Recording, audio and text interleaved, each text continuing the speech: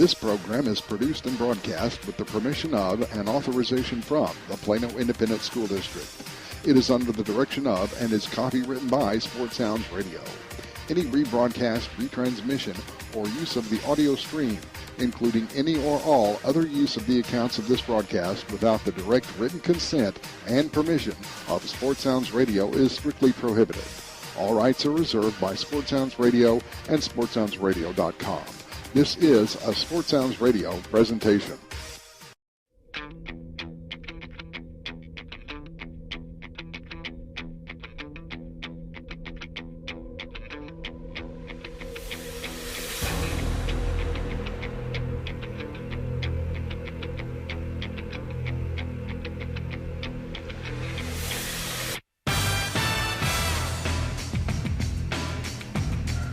It's a high-stakes Thursday night edition of high school football here on KVCE. Plano Wildcats come in absolutely rolling. Aside from the setback against Allen, they have won 5 of their last 6 ball games and are sitting in prime position to control their own destiny as they try to punch their ticket to the postseason play here in 2014. Meanwhile, the Boyd Broncos have 2 of the tougher teams of the schedule behind him. And that's the 2 district games they've lost against Allen on September 14th and September 28th against the Plano West Wolves. This is the last big hurdle for the Broncos as they try to earn one of those coveted 4 playoff spots out of 6-6A into an anything-goes, single-elimination format playoff that is just a mere 4 weeks away. Tonight, it is the Battle of the Titans, as 2 of the top rushers in North Texas, heck, in the state of Texas, will face off and battle each other tonight. Brandon Stevens of the Plano Wildcats, 3rd in the area in rushing, 2nd in scoring, over 1,055 yards, 17 touchdowns on the year in 7 ball games. He will be going opposite Dedrick Scrivens, a multiple-year starter for the Boyd Broncos, 4th in the area rushing, 11th in scoring, just 10 yards behind Stevens at 10:45 and 11 touchdowns on the year. Dynamite running backs on display tonight as Plano takes on Boyd here in McKinney on KVCE.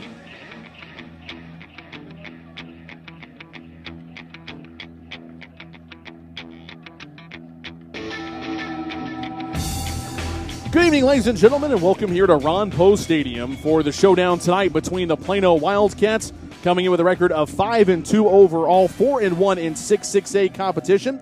And the McKinney Boyd Broncos hot on their tails, 3-3 overall, 2-2 in 6-6A play. My name is Thomas Lee. Thanks so much for spending part of your Thursday night with us here on AM 1160 KVCE, Highland Park, Dallas-Fort Worth's Business Authority.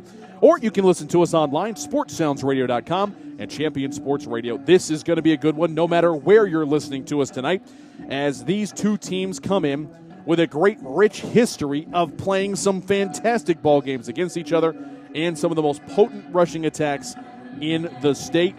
Let's start off with that game last year, an unbelievable affair that came down to the final minute. Plano, playing some stout defense, was able to stifle Scrivens and company in what was a wonderful ball game for fans, no matter where you were watching it, no matter which team you were rooting for. It came down to the final 60 seconds, and that's when things got quite weird. In fact, the Wildcats punted down deep and pinned Boyd down inside the 5-yard line. The problem with that is there was enough time for a play, and a screen pass to Scrivens goes the distance, 97 yards all told, as the Broncos come from behind and snatch victory from the jaws of defeat. And a great ball game, 24-23, right here at Ron Poe Stadium. So with that on their minds, the Wildcats come in, having gone through rivalry games each of the last 2 weeks against both the West Wolves and the East Panthers. As I bring in your statistician and second analyst tonight here in the booth, the Dr. Alex Derling. With all of that said, the mindset for the Wildcats must be focused here, even on a short week's rest. No, absolutely, especially given how important this game is for Boyd.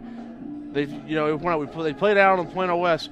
but the rest of this district is still very tough, with Marcus being a surprise team, and also, let's say, Louisville and Hebron are tough outs as well. So this is an important game for Boyd. They got to have this one to stay in that playoff contention. And we know what they're going to do. You talk about Dedrick Scribbins, you talk about this great offensive line and so forth, and we'll hear from Don Drake, the head coach of the Boyd Broncos, here in just a moment. But this team is one of the more balanced teams in the district. 211 yards per game on the ground, almost 180 through the air. With that kind of balance, if a team like Plano likes to takes one of those components away, they're still very apt to be able to attack with the other hand. Well, they can, and it all starts with Grant Respire, the quarterback. He's got a great percentage on his passing, 10 TDs, 2 interceptions, so he's very accurate with the football, doesn't turn it over, has receivers that can get open. And Woods and Jeremiah Campbell, they have players outside that can hurt Plano here if they focus on Scribbins, who is going to do everything. He's going to run the ball, punt return, kick return. They're going to do everything they can to get him the ball as many times as possible. Looking forward to hearing more from you throughout the contest. Thank you, Doctor. Let's go down to the field and bring in the fourth member of our broadcast crew, Cameron Brock, and patrolling the sidelines in what is a much better environment than the last time we heard you, sir.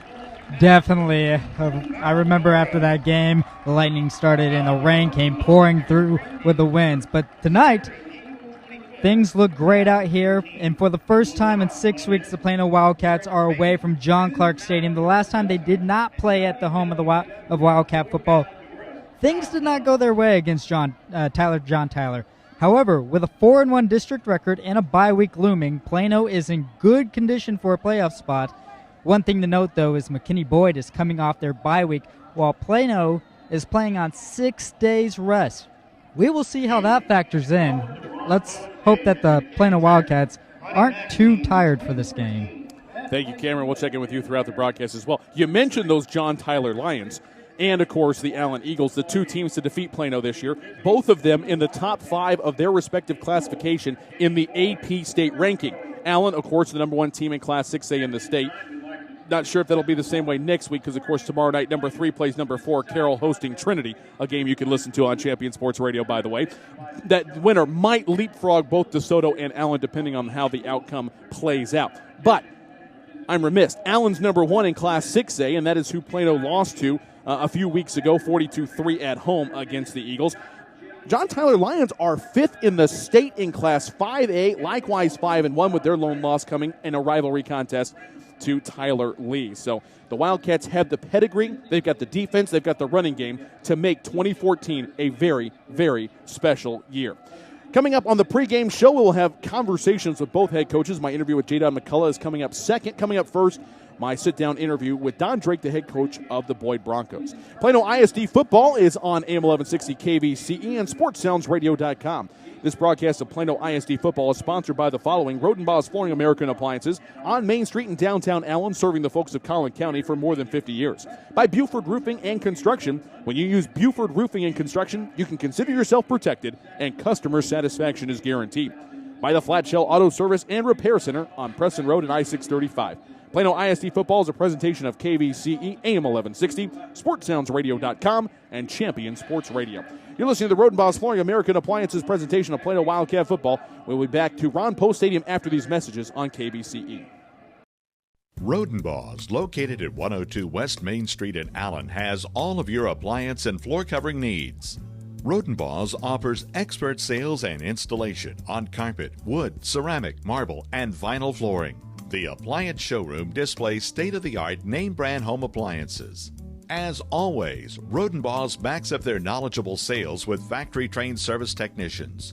Rodenbaugh's, Allen's oldest business, family-owned and operated since 1962. Shell experts here to talk about the protective shield you see at Shell stations all over the country. Featuring us. It's there to remind you that no other gasoline protects your engine better than Shell nitrogen-enriched gasolines. Now with 20% more cleaning agents than before. Performance-robbing gunk doesn't stand a chance because your intake valves and fuel injectors are protected. Actively shielded. Hence the big protective shield here. So try Shell nitrogen-enriched gasolines today. No other gasoline protects your engine better. For quality auto service and repair, see the folks at Flat Shell on Preston Road at I-635. Buford Roofing and Construction is a family-owned company you can trust. Buford Roofing specializes in roofing replacement and repair for the outside of your home or business and radiant barriers and insulation for the inside. They use top-quality materials, professionally trained crews, and guarantee total customer satisfaction. When you use Buford Roofing and Construction, you can consider yourself protected. They're online at BufordRoofing.com or call 817-329-ROOF. Many heart conditions can be fixed, but many of us don't know we have a problem until it's too late. On April 2, 2009, Zachary Schraw, a 16-year-old sophomore offensive lineman, died of sudden cardiac arrest, the #1 cause of death among student athletes. Like so many SCA victims, Zach had no heart issues, nor did anyone in his family. If Zach had an echocardiogram, he might have been able to avoid suffering a condition that takes 10,000 of our youth each year. In his memory, Living for Zachary was formed to try and prevent SCA from taking the lives of youth everywhere. Join in the fight today and stop the silent killer of SCA by scheduling your young athlete for an echocardiogram, a procedure that can detect any heart issue with 99% accuracy. For more information, visit www.livingforzachary.org. That's living4zachary.org, and let your heart be heard. And welcome back to Ron Post Stadium. You're listening to Roden Boss Flooring American Appliances presentation of Plano ISD football. Thomas Lee now joined by the ninth-year head coach of the Boyd Broncos, Don Drake. And, Coach, a pretty great start to the year based on what the media pundits' expectations were. You know, you guys are always the little Broncos that could, it seems like, battling with the behemoths in Plano and Allen. And it seems like you guys are right in the thick of things here once again in 2014. Well, we feel like it's been a good year so far. It's obviously a very competitive district with a lot of really good football teams that are trying to battle this thing out here, particularly in the last 4 weeks of the season. So I feel like we're in pretty good shape. We obviously got to go play well if we continue to hope to keep our playoff hopes alive. Obviously, the big win over Coppell and non-district helped set the stage, but seriously, Coach, you have a murderer's row of a schedule here, and I know with only 2 non-district games you can't control it too much, but obviously you look like you want your team to be battle-tested knowing that the district season was going to start with Allen right out of the chute. Yeah, we started a few years ago making sure that we scheduled in non-district play what we felt like were some quality opponents that would help prepare us for the district schedule. You know, being geographically where we're located, we pretty much assume and have so far been correct for most of the time that we'll always be associated with Allen and Plano, and we know the quality of football they play, and for us to be able to get our kids ready to play at that level, we feel like we have to play some quality opponents in non-district play. So you're correct in the fact that our schedule is one that's very, very competitive all the way through.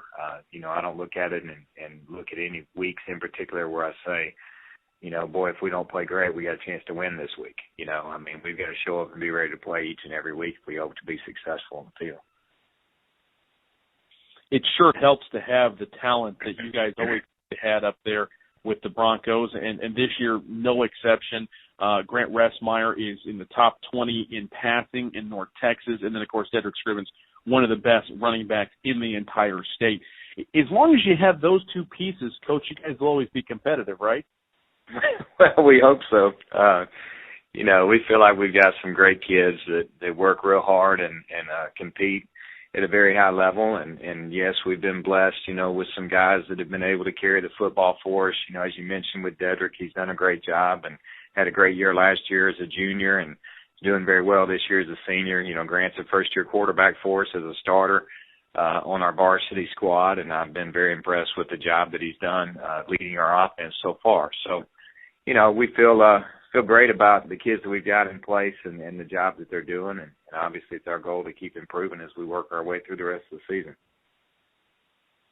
You guys have a tremendously balanced offense, you know, over 210 rushing yards per game, almost 180 passing yards per contest. And, Coach, that kind of balance stresses to me that up front, your offensive line seems to be doing the job because whether you want to run or pass, you guys have been able to do it throughout the year. Yeah, I've been real pleased with the job those guys have done, and we've battled some injury issues up front throughout the season, and we've been able to sub some other kids in when needed, and they've been able to continue to help us be successful on that side of football. So I've been really pleased this year with what we're getting from our offensive line and the depth that we've had in the offensive line as well, because we've played probably 8 kids throughout the year, due to injury, et cetera.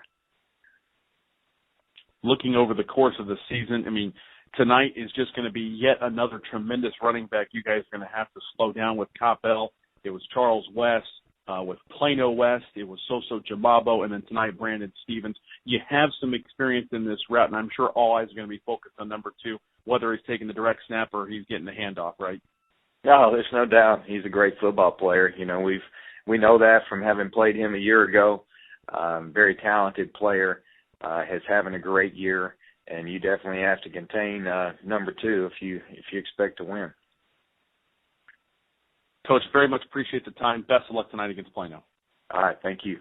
That's Don Drake, the head coach of the Boyd Broncos. Coming up, we will take a step aside for a break, come back to Ron Post Stadium. My pregame conversation with Jayon McCulla is right after these messages. You're listening to the Rodenbos Flooring American Appliances presentation, Plano ISD football here on KVCE.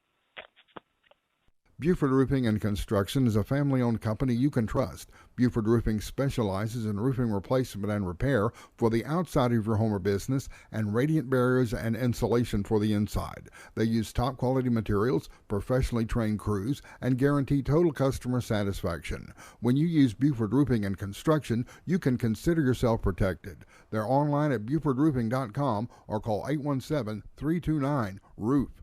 Shell experts here with a pitching machine and a shield to demonstrate the importance of protecting your engine. Think of me as an engine. The Shield is new Shell gasoline with 20% more nitrogen and rich cleaning agents than before. And the baseballs are gunk that attack intake valves and fuel injectors. Come on, gunk, is that all you got? Gunk is out of here.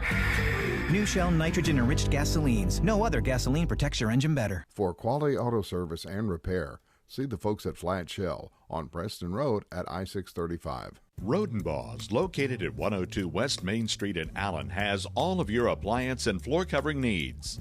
Rodenbos offers expert sales and installation on carpet, wood, ceramic, marble, and vinyl flooring. The appliance showroom displays state-of-the-art name-brand home appliances. As always, Rodenbos backs up their knowledgeable sales with factory-trained service technicians. Rodenbos, Allen's oldest business, family-owned and operated since 1962. Point of Origin Design is your one-stop shop for all your apparel, promotional, event, or team uniform needs. Point of Origin Design is a full-service design and logo creation company that offers a wide variety of imprintable and embroidered products. With competitive pricing and quality work, you can't go wrong with Point of Origin Design. It's always best to start at the right point, so visit them online at pointoforigindesign.com. Let them help you plan your next promotional item or design your next t-shirt. That's online at pointoforigindesign.com. Saturday means Irish football. You got to respect each other. Running hard. He's going in. Long ball downfield. You got to compete as hard as you can. Fighting down the sideline. Still working. Touchdown Notre Dame. Listen on your home for Notre Dame football. AM 1160, Saturday night, the undefeated Fighting Irish battle the Florida State Seminoles on the road. Coverage starts at 6, right here on your home for Notre Dame football. KVCE AM 1160. Hey, this is your DFW Sports Angel, Robin Valatudo. Hey, Vinos. Yeah. We are shuffling our Sports Blitz Saturday lineup. Inside the game, talking all things sports, 11 a.m., followed by Golf Grape and Grub, hosted by Tom Keys and Pamela Wood, and then Texas Links on the air with Pat Wheeler. Sounds great. AM 1160, your home for Notre Dame football, the Plano ISD Game of the Week, and Texas Legends basketball. Visit kvceradio.com/sports.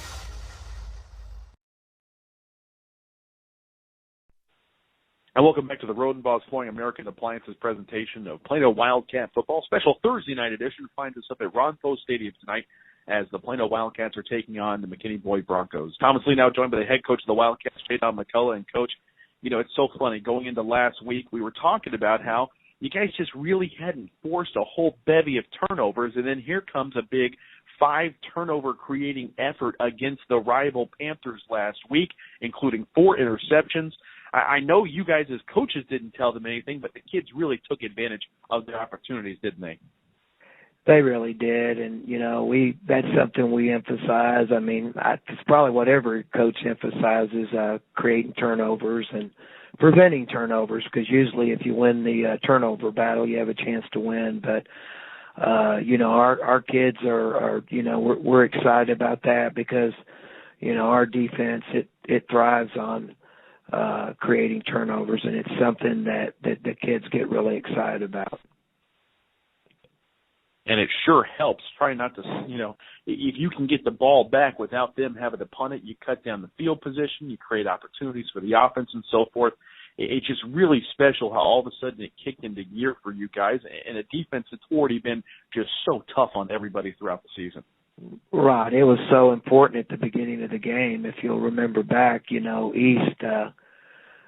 3 and out of this, we punt it, they get the ball and, of course they turn it over and we get it right back, and all of a sudden we score and, we kind of get on a roll there. So, turnovers are so important, momentum, field position, and so, you're right. I mean, it was good to get some turnovers. I knew it would come, the way our defense plays. I knew it would come. And so, I'm proud of the way our defense is playing. I feel like we've got one of the better defenses in the area. Statistically, Coach, actually, if you take away the Allen game, you guys would be in the top 4 of overall defense against the rush, top 3 in scoring defense. I mean, it's really impressive, the great defense you played this year. And tonight, it's no different. You hold down Soso Chimabo a couple of weeks ago, and now here comes another top 5 rusher in the state of Texas, in a very talented Dedrick Scrivens. You know that your team has the confidence to slow down an opposing running attack, but tonight it's really going to be put to the test, isn't it? It will, but I feel, I'm very confident in our game plan, and I'm very confident in our kids. And I'm not saying that we're going to win because they're a really good football team, and we'll probably be the underdogs. I understand that, playing away and playing at Ron Post Stadium on a Thursday night. They were off last week, so therefore they've got some time on us, and then of course we're on a short week, so we're trying to get ready as quickly as possible, but we're going to definitely be the underdogs just based on all the different scenarios that took place. It's kind of out of our control because of the way our district is, off weeks being at different times, so we've just tried to make the most of it. But we know what we're up against. There's no doubt, Scrivens is a great back. Last year he broke our hearts. There was, a minute and 15 seconds left on the clock, 97 yards to go, no timeouts. Percentage-wise, you're going to win that game. And, of course, they threw the check down to Scrivens, and he went 97 yards, and the rest was history. So, it was very disappointing. It was something that, I've been waiting for this game for a full year, and not that I'm angry or I want revenge or anything like that.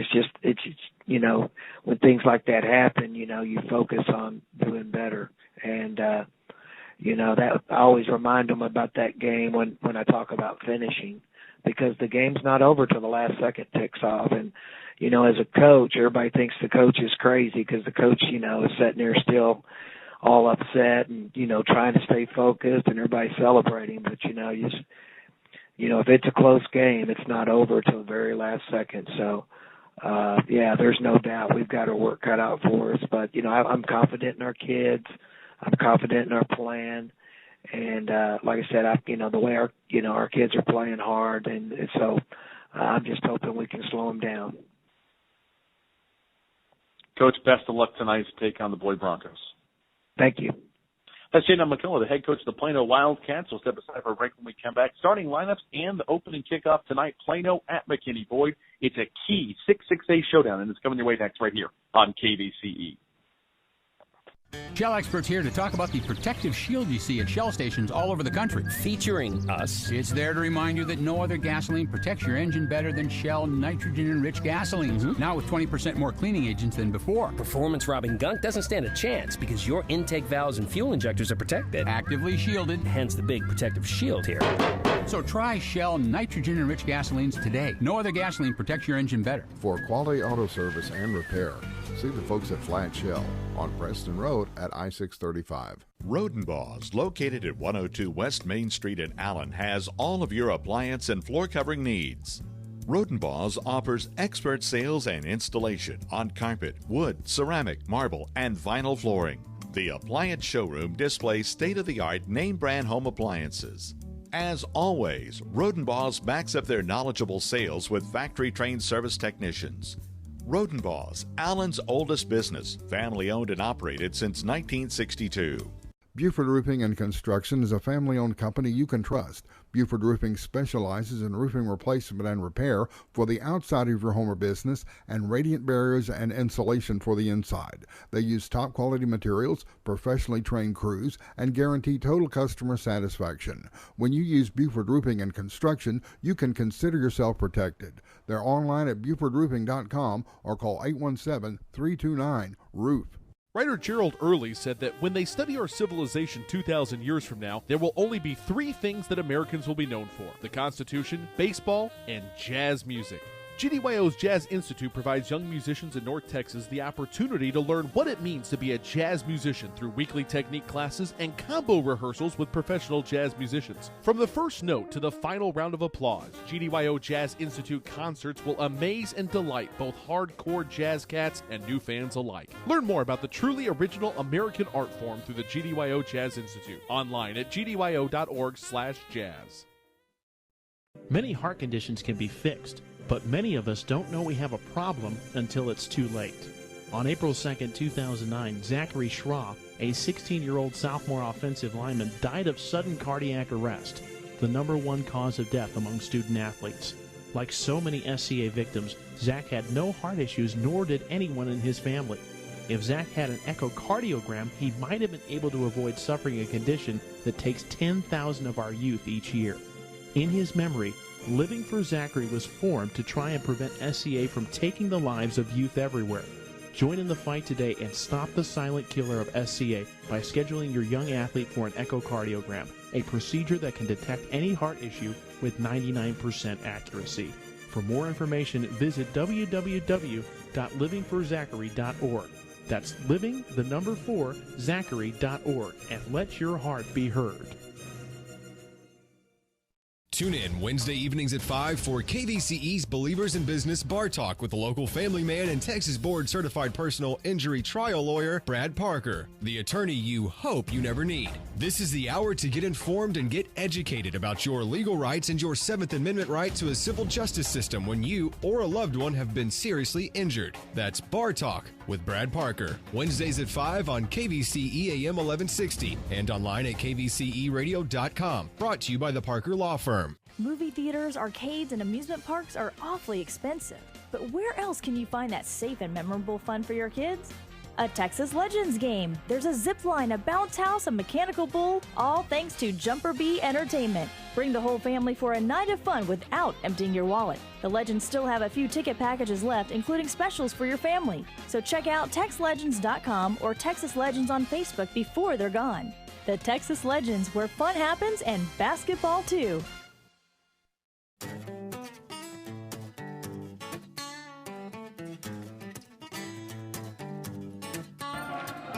And welcome back here to Ron Post Stadium. The 5-2 Plano Wildcats, 4-1 in 6-6A play, on the road to take on the Boyd Broncos, 3-3 overall, 2-2 in district competition.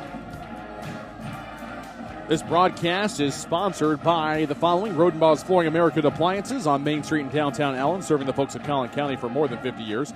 By Buford Roofing and Construction. When you use Buford Roofing and Construction, you can consider yourself protected and customer satisfaction is guaranteed.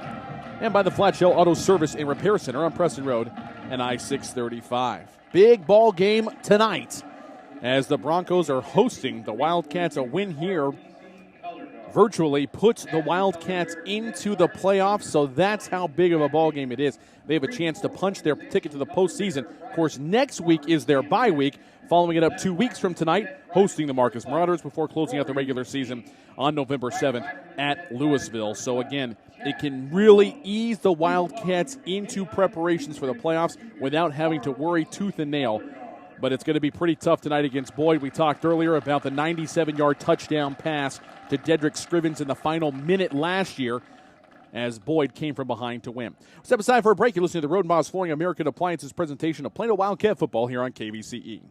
Rodenbaugh's, located at 102 West Main Street in Allen, has all of your appliance and floor covering needs. Rodenbaugh's offers expert sales and installation on carpet, wood, ceramic, marble, and vinyl flooring. The appliance showroom displays state-of-the-art name-brand home appliances. As always, Rodenbaugh's backs up their knowledgeable sales with factory-trained service technicians. Rodenbaugh's, Allen's oldest business, family-owned and operated since 1962.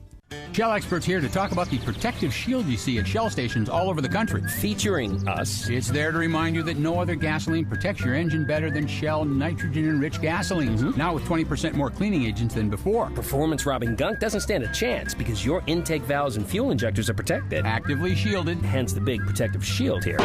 So try Shell nitrogen-enriched gasolines today. No other gasoline protects your engine better. For quality auto service and repair, see the folks at Flat Shell on Preston Road at I-635. Buford Roofing and Construction is a family-owned company you can trust. Buford Roofing specializes in roofing replacement and repair for the outside of your home or business and radiant barriers and insulation for the inside. They use top-quality materials, professionally trained crews, and guarantee total customer satisfaction. When you use Buford Roofing and Construction, you can consider yourself protected. They're online at BufordRoofing.com or call 817-329-ROOF. This program is produced and broadcast with the permission of and authorization from the Plano Independent School District. It is under the direction of and is copywritten by Sports Sounds Radio. Any rebroadcast, retransmission, or use of the audio stream, including any or all other use of the accounts of this broadcast without the direct written consent and permission of Sports Sounds Radio is strictly prohibited. All rights are reserved by Sports Sounds Radio and SportsSoundsRadio.com. This is a Sports Sounds Radio presentation.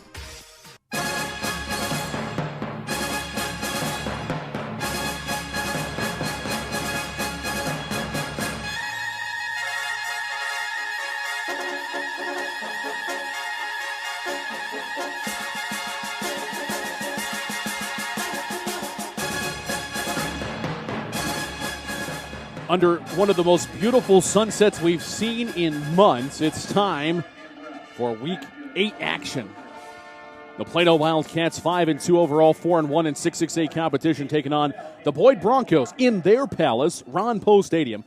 Boyd 3-3 on the year, 2-2 in 6-6A play. Thomas Lee here with you. Ryan Mueller joining momentarily. Got the Dr. Alex Derling on stats. Down in the sidelines, Cameron Brock patrolling things as usual. And we're ready for a great ball game here tonight. Boyd in their home red jerseys with white numerals, black trim, actually the navy blue trim, navy blue shorts with 2 white stripes down each side. White sneakers, the blue helmets with the McKinney Boyd logo in red on the side. For the Wildcats, the classic road whites with Chicago maroon numbers, black trim, Chicago maroon pants, 2 white stripes down the side.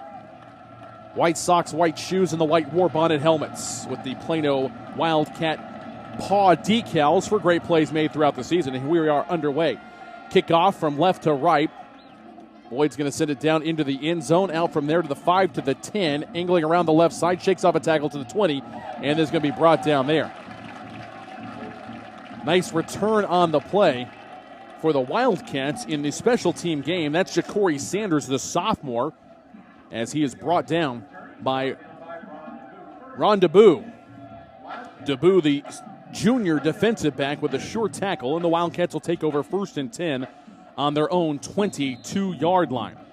Moving from right to left here in the first quarter. First possession of the ball game. Matt Kirchner, wide right. Slot right is the return of Parker Myers, the 5'7", 163-pound senior. Kirchner, of course, a 6'3", 195-pound senior as well. Here's a give, and not a lot of running room for Brandon Stevens as he is slammed down to the turf by Keaton Livingston, the senior safety, with a tackle for loss of 1 on the play for Stevens, trying to go off of left tackle. Stevens, 6', 192-pound junior, 3rd in the area in rushing, 2nd in scoring, 1,054 yards now on the year, 17 touchdowns. Joined in the backfield by Quinn Waterbury, 6'4", 200-pound junior. And the other receiver of the three out there wide left is Garrett Frederick, 5'11", 168-pound junior. And we may have a timeout taken by the Wildcats. It is their first timeout.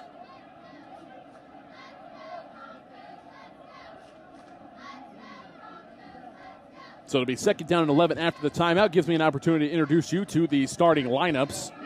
We've mentioned the receivers, Kirchner, Myers, Frederick.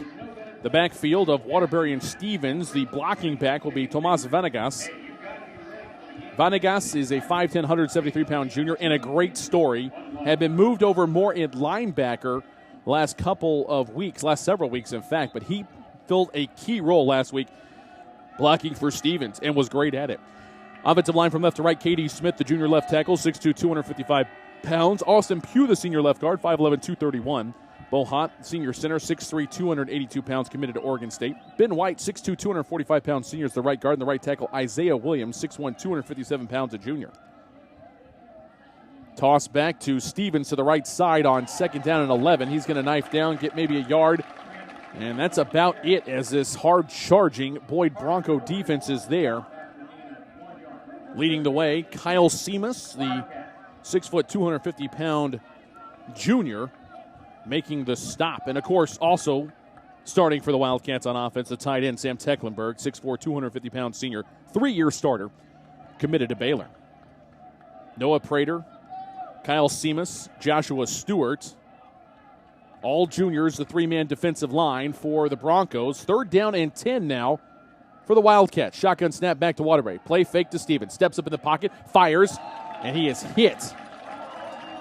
The defensive lineman pushed an offensive lineman back into Waterbury, forces the incomplete, intended for Kirchner, but it's going to be 3rd and 10 and punting time for Plano. Completing the rest of the Bronco defense, who just forced a 3-and-out. Ross Matisic, 6'1", 215-pound senior outside linebacker. The other side is Braden McFadden, 6'1", 180 pounds, a senior. Braden Webb, 5'11", 190-pound junior, is the middle linebacker. Also middle linebacker, 5'10", 180-pound junior, Ron DeBoo. Cornerbacks Armani Jenkins, 5'9", 160-pound junior. Parker Noren, 6'1", 185-pound junior. The punt is high but short. No return possible. Fair catch called for and made by Brandon Bowling in Plano territory at the 47-yard line, and that is where the Broncos will take over 1st and 10 as we have played 92 seconds in the contest.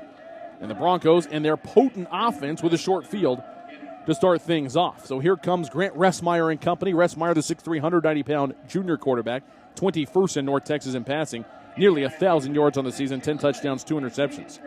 Joined in the backfield by everybody's number one here in the land of the Broncos, Dedrick Scrivens, 4th of the area in rushing, 11th in scoring. 1,045 yards on the year, 11 touchdowns, averaging over 6 yards a carry. Pistol formation. Ressmeyer to the air on first down. Looking for the home run ball down the right side. Has a man. It's caught inside the 10, inside the 5, and dragged down at the 1-yard line. Dropped a beautiful bucket ball over the shoulder of Jeremiah Campbell. The junior hauls it in. It's 46 yards. And it's 1st and goal. He got a step past Regis. But you can't throw a ball better than that. It's now 1st and goal at the 1 for the Broncos. Loaded up tight. 2 tight ends. 1 blocking in the backfield, 1 on the left end. Ressmeyer in a pistol with Scrivens behind him. Snap back, handoff, Scrivens around the left side. Hits, and he carries tacklers into the end zone for a touchdown. 1-yard touchdown run for Dedrick Scrivens. And the Broncos are on the board first here tonight. Thanks to great starting field position, their defense forcing the punt. And a key pass play from Ressmeyer to Campbell to set up the 1-yard touchdown scamper by Scrivens off of left tackle. On to attempt the extra point out of the snap of Parker Noren. Braden McFadden holding. Drew Smith with a kick. And it's no good. So your score remains 6-0. Boyd with an early lead, 2 minutes and 8 seconds into the ball game. It's Boyd 6, Plano nothing. 9:52 remaining first quarter. You're listening to the Rodenbaugh's Flooring American Appliances presentation of Plano Wildcat football here on KVCE. Rodenbaugh's, located at 102 West Main Street in Allen, has all of your appliance and floor covering needs. Rodenbaugh's offers expert sales and installation on carpet, wood, ceramic, marble, and vinyl flooring. The appliance showroom displays state-of-the-art name-brand home appliances. As always, Rodenbaugh's backs up their knowledgeable sales with factory-trained service technicians.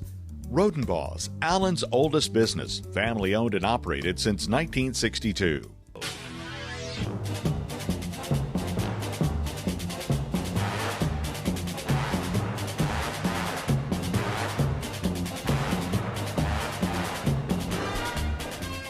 McKinney Boyd strikes quickly here at Ron Post Stadium. Only took 2 plays, 47 yards, capped off by the 1-yard touchdown run by Dedrick Scrivens.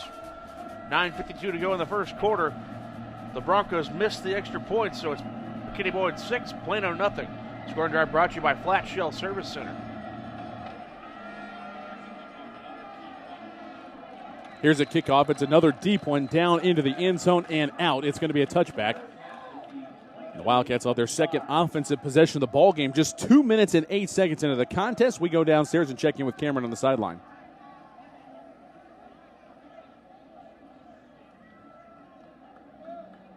Kirchner told his teammates, "Hey guys, we've got this." Confidence on the Wildcats sideline. That's what we like to see. Under center is Waterbury. 1st and 10 on their own 25, moving right to left in your radio dial. Second man through is Stevens. He is hit in the backfield, and he's going to lose yards once again. It's a 2-yard loss back to the 23.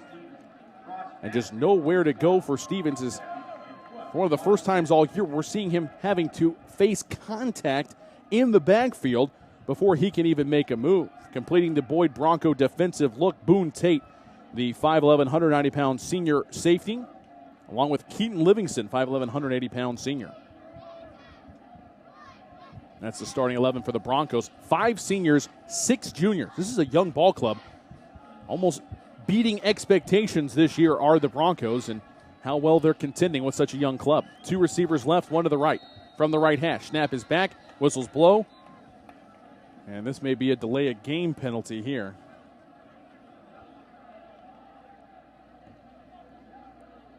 We will hear from our referee momentarily.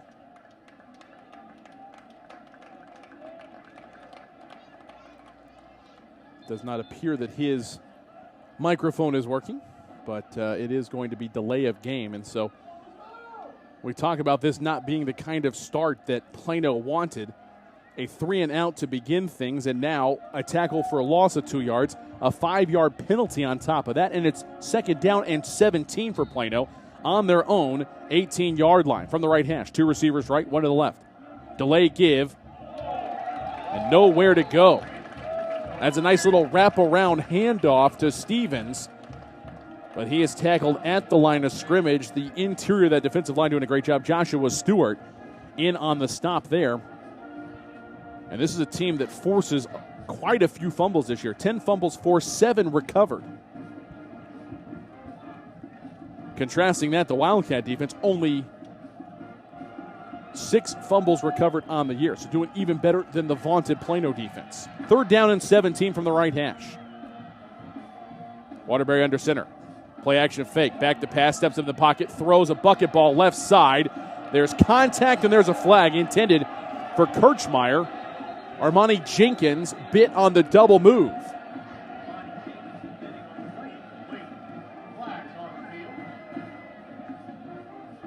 And the official's going to talk about it and possibly a question of whether or not it was catchable. It is pass interference. Well, it's going to be an automatic 1st down, so a conversion on 3rd and 17 thanks to a pass interference penalty. And maybe this, Doctor, is what the Wildcats need to get going. Yeah, they need to figure out something here. McKinney Boyd is overloading the offensive line to where there's not enough guys to get blocked. You got to find ways, like I say, maybe initiating this passing game, or maybe going to the Wildcat to get Stevens the ball a little quicker.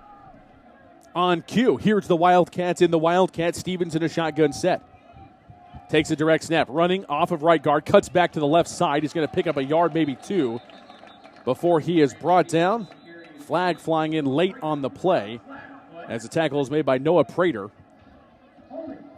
And it's going to be holding on Plano. So again, Wildcats kind of a slow stumbling out of the gates here tonight as they are trying to ride the momentum off of back-to-back rivalry game wins over Plano East and Plano West.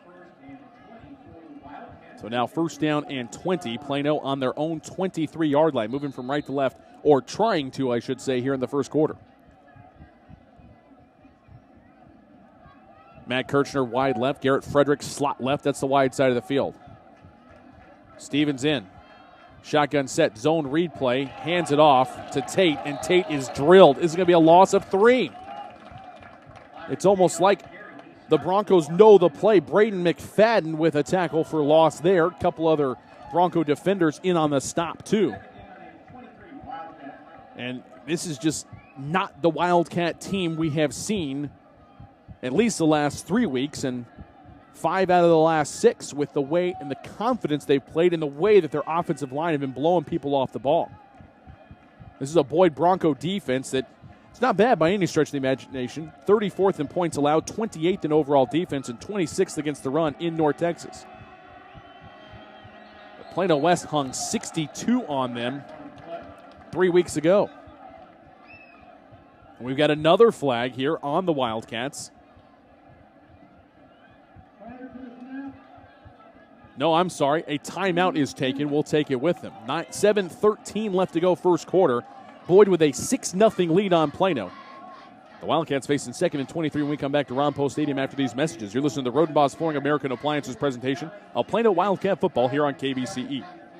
Buford Roofing and Construction is a family-owned company you can trust. Buford Roofing specializes in roofing replacement and repair for the outside of your home or business and radiant barriers and insulation for the inside. They use top-quality materials, professionally trained crews, and guarantee total customer satisfaction. When you use Buford Roofing and Construction, you can consider yourself protected. They're online at BufordRoofing.com or call 817-329-ROOF.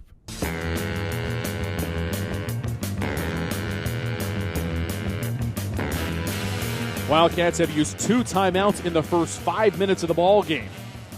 Boyd 6, Plano nothing. 7:13 left to go first quarter.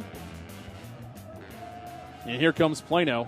2nd down and 23 on their own 20-yard line. From the right hash, 2 receivers left, 1 to the right. Waterbury, delay, trap, give, trying to bounce through. Maybe a yard. Oh, and the ball comes loose. A forced fumble by the Broncos.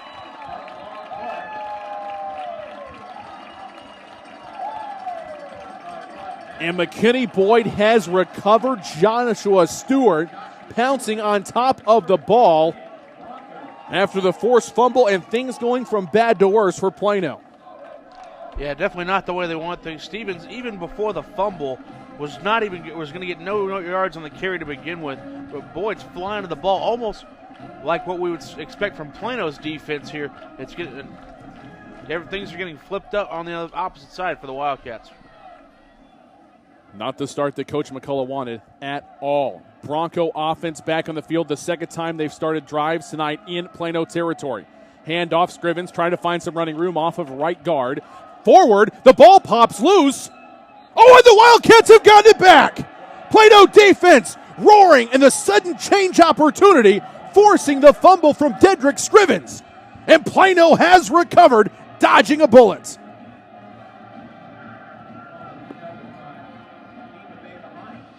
This may be something that Plano needs now. Say, okay, get the ball right back. Get the offense to calm down here. Start getting the offensive line back together and start breaking some runs off here because they're just being dominated at the point of attack. Big bullet dodge there as it was a first down inside the red zone for the Broncos offense. First down and 10, Plano on their own 12-yard line. Toss sweep right side. Stevens with some running room, cuts back inside, and the hole closes quickly. Nice job forcing it back inside by Ron DeBoo, the junior weak side linebacker. We go downstairs and check in with Cameron Brock. Defensive coordinator J.W. Pate reminded his defense, although very confidently, hey, we got to keep playing, we got to keep playing. Many of the coaches were saying, that's how you play football, that's how you play football, and then they had to send them right back onto the field after the fumble. Hopefully that message got across quickly to the Bronco defense. 6:20 and counting left to go here in the first quarter. Gain of 2 on the play. It's 2nd down and 8 Wildcats. Snap back, zone replay, keeper Stevens slips, almost comes down to the turf, but is able to maintain his footing and come straight downfield for a gain of 2 yards. Actually, no, check that. Yeah, they're going to give him the 16-yard line. So it's a gain of 2. And a 3rd down now and 6 situation for the Wildcat offense. The Boyd defense, they know how important it is to get up and get after it at the line of scrimmage. And the offensive line for the Wildcats that has done so well the last month has been challenged here in the early going, that's for sure. 3rd down and 6, ball on the right hash or near the right hash. 2 receivers right, that's the short side of the field. Back to pass after a play-action fake. And this is thrown, and it's going to be complete. The first down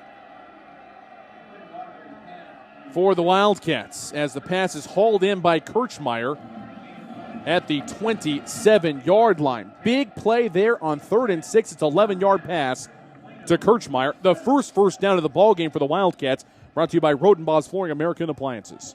Threaded the needle, Thomas, in between the 2 safeties, Tate and Livingston. Direct snap back to Stevens, and he is hounded once again. Combining on the stop, Ross Matisic. He's in there wrecking havoc. Deboo in there as well. Also Parker Noren. Noren, one of the 2 captains for the Broncos, along with Braden McFadden, the other outside linebacker, opposite Matisic. And again, no gain on the play as Stevens just gets back to the line of scrimmage. It'll be 2nd down and 10 now for Plano. 2 receivers left, 1 to the right. Snap back, handoff Stevens, reverse. Parker Myers with a carry, and he is up in a tackle for loss. Braden Webb, the middle linebacker, reading it all the way. It's a loss of 3 back to the 24. Doesn't seem like anything's working for Jayon McCulla tonight in the plays he's calling, unfortunately. And you talked about it, with Don Drake at the beginning of the broadcast that, hey, you're going to put a point of emphasis on number 2, Brandon Stevens, the way he can run the ball and how effective he is. That time, defense isn't fooled. They don't shift with him. They stay right with Parker Myers. 3rd down and 13. Back to pass. Waterbury flushed out of the pocket, steps up, throws a deep ball down the left side and right through the hands of Kirchner. Unfortunately, it is incomplete. Great coverage on the play by Armani Jenkins. And a nice throw by Waterbury, just couldn't be hauled in by Kirchner, and it's punting time for Plano. Yeah, that's a tough catch for Kirchner to make just because of the coverage by Jenkins. Waterbury tosses it up there, and it just a little bit of traffic, too much for Matt Kirchner to try to haul it in.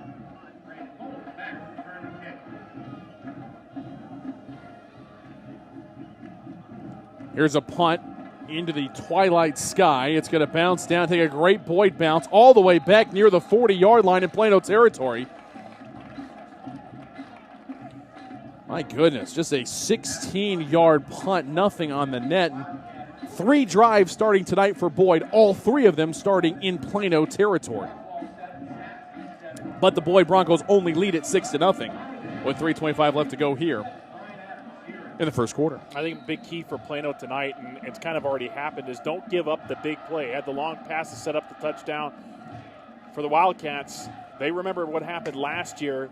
Dedrick Scrivens was off to the races to win the game at the last second. Can't give up those plays. To the air. Hit as he releases it. Restmeyer throws it up.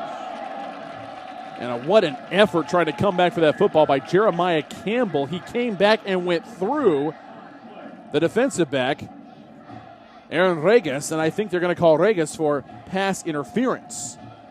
While they sort that out, let's go down the field, check in with Cameron. McKinney Boyd offensive coordinator Brian Murphy was calm talking to his offense. Although calm, he expressed disappointment, telling his offense, quote, "We have to take that in," talking about the end zone. Back to you. Thank you, Cameron. So 15 yards on the penalty. It's to be first down and 10 Broncos at the Plano 25. Haven't even introduced you to the Bronco offense. They've run 4 plays from scrimmage tonight. Scrivens with 2 carries, 1 a 1-yard touchdown run, 1 he fumbled.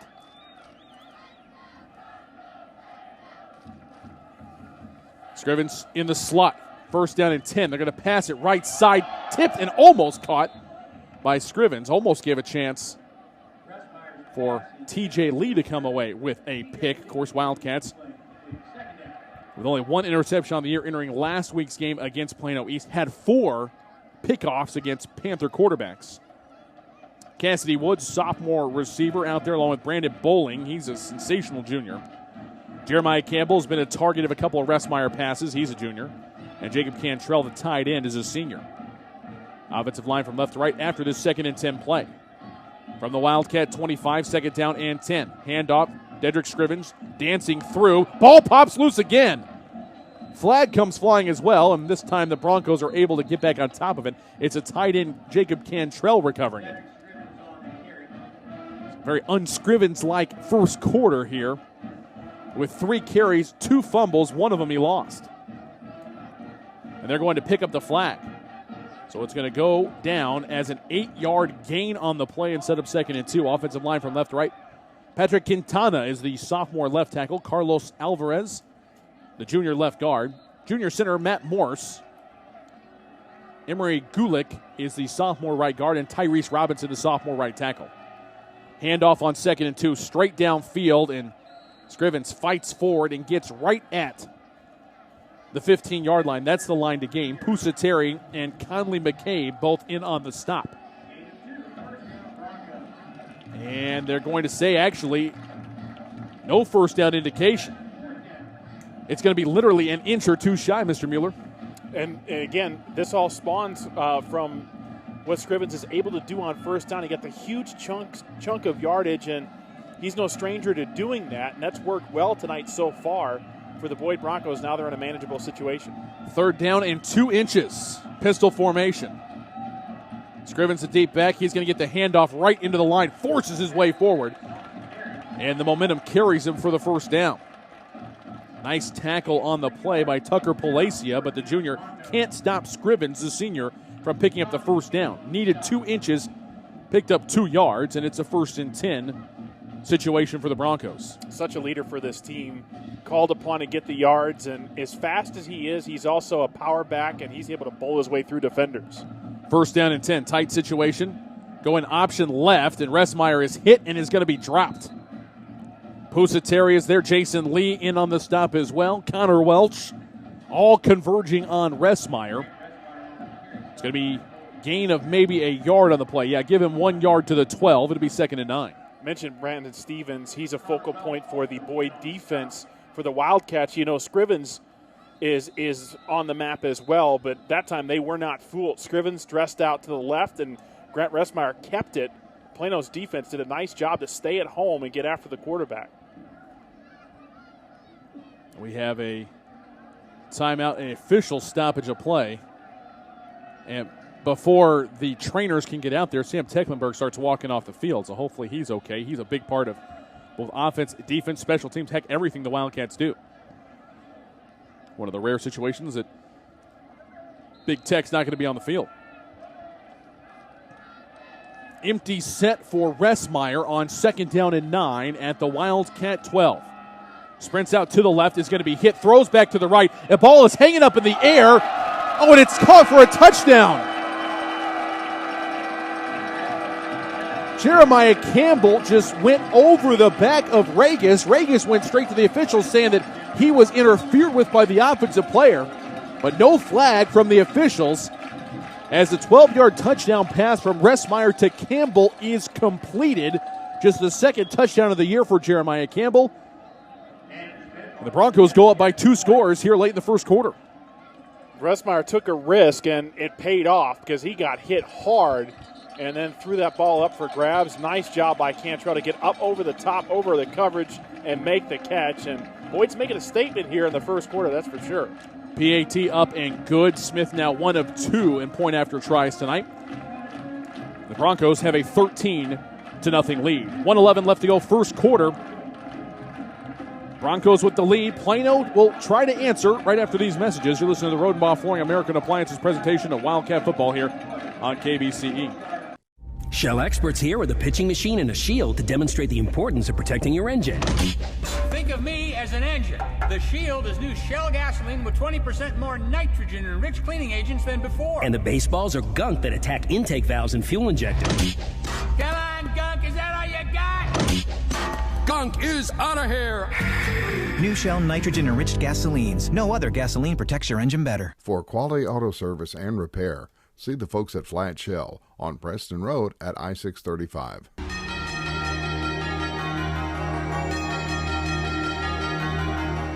McKinney Boyd continues to take advantage of short fields. This time, 6 plays, 40 yards, 2:14 off the clock.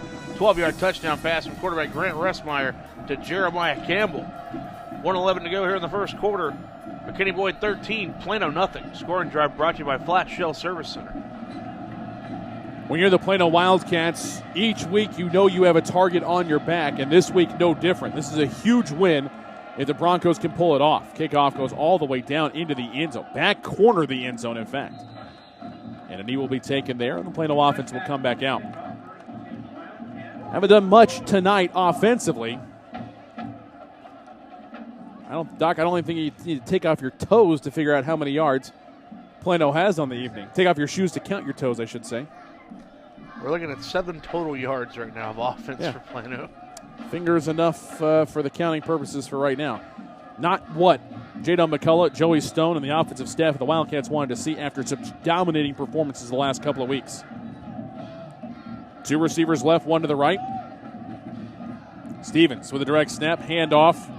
Tate has to shake off 1 would-be tackler. 3 other guys are able to get there. Noah Prater knifed his way through and hit Tate in the backfield. Byron Tate with no chance to go anywhere. The junior is dropped for a loss of a yard back to the 24. It's going to be now 2nd down and 11. Now, how much of a boost did he provide last week against Plano East? So important that he's back in the lineup, and I think that's what it's going to call for, Thomas. Brandon Stevens needs help from some of these other backs to churn yards. Frederick wide left, Parker Myers slot left. Stevens takes a direct snap, swings around the right side, lowers his shoulder, finally some running room. Out across the 30 and to the 31-yard line. Gain of 7 on the play before he is run out of bounds by Boone Tate, the senior. Safety for the Broncos, and it's going to be now 3rd down and 4. And Brandon Stevens is going to have to earn these yards tonight, whether he goes out and tries to get it on the edge or he goes in between the tackles. We've already seen it. The Boyd defense very, very quick to the football. A good display and good showing right there from Boone Tate. 10 seconds left in the quarter. Broncos lead at 13-0. Plano trying to answer. Waterbury out there. Down to 3, down to 2, down to 1. And Plano's not going to run the play. That'll be the end of the first quarter, and Wildcat coach is probably glad it's ending. Hopefully they can hit the reset button and kick things into gear when we get to the second quarter. Broncos 13, Wildcats nothing. You're listening to Rodenbaugh's Flooring American Appliances presentation of Plano Wildcat football on KVCE. Back to Ron Post Stadium after these messages. Writer Gerald Early said that when they study our civilization 2,000 years from now, there will only be 3 things that Americans will be known for: the Constitution, baseball, and jazz music. GDYO's Jazz Institute provides young musicians in North Texas the opportunity to learn what it means to be a jazz musician through weekly technique classes and combo rehearsals with professional jazz musicians. From the first note to the final round of applause, GDYO Jazz Institute concerts will amaze and delight both hardcore jazz cats and new fans alike. Learn more about the truly original American art form through the GDYO Jazz Institute. Online at gdyo.org/jazz.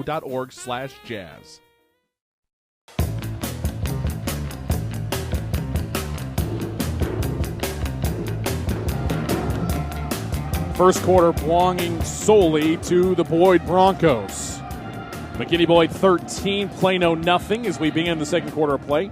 Teams will switch ends. Plano now driving from left to right on your radio dial here in the second quarter. 3rd down and 4. Stevens awaiting the direct snap. It comes back looking for some running room. Cuts back inside. Carries tacklers.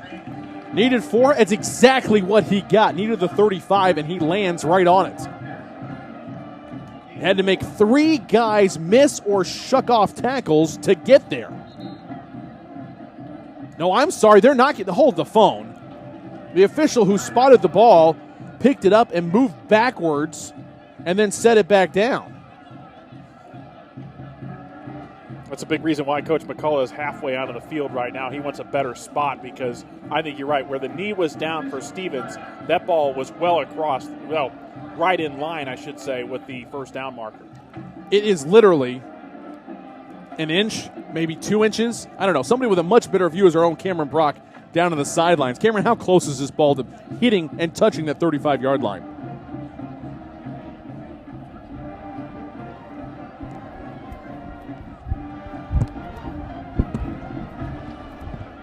We'll check in with Cameron in just a moment. As I'm not sure. The officials are talking it over. They haven't even brought out the chains for a measurement. I mean, it's clear. After a touchback, they have to get to the 35-yard line. Let's go down to Cameron on the sideline.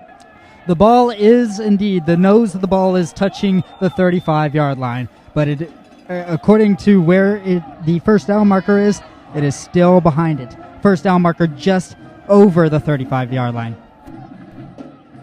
What a strange deal. Pass back, and Plano will punt it away. Good kick by Christian. End over end. It's going to bounce down inside the 25 and down to the 23-yard line.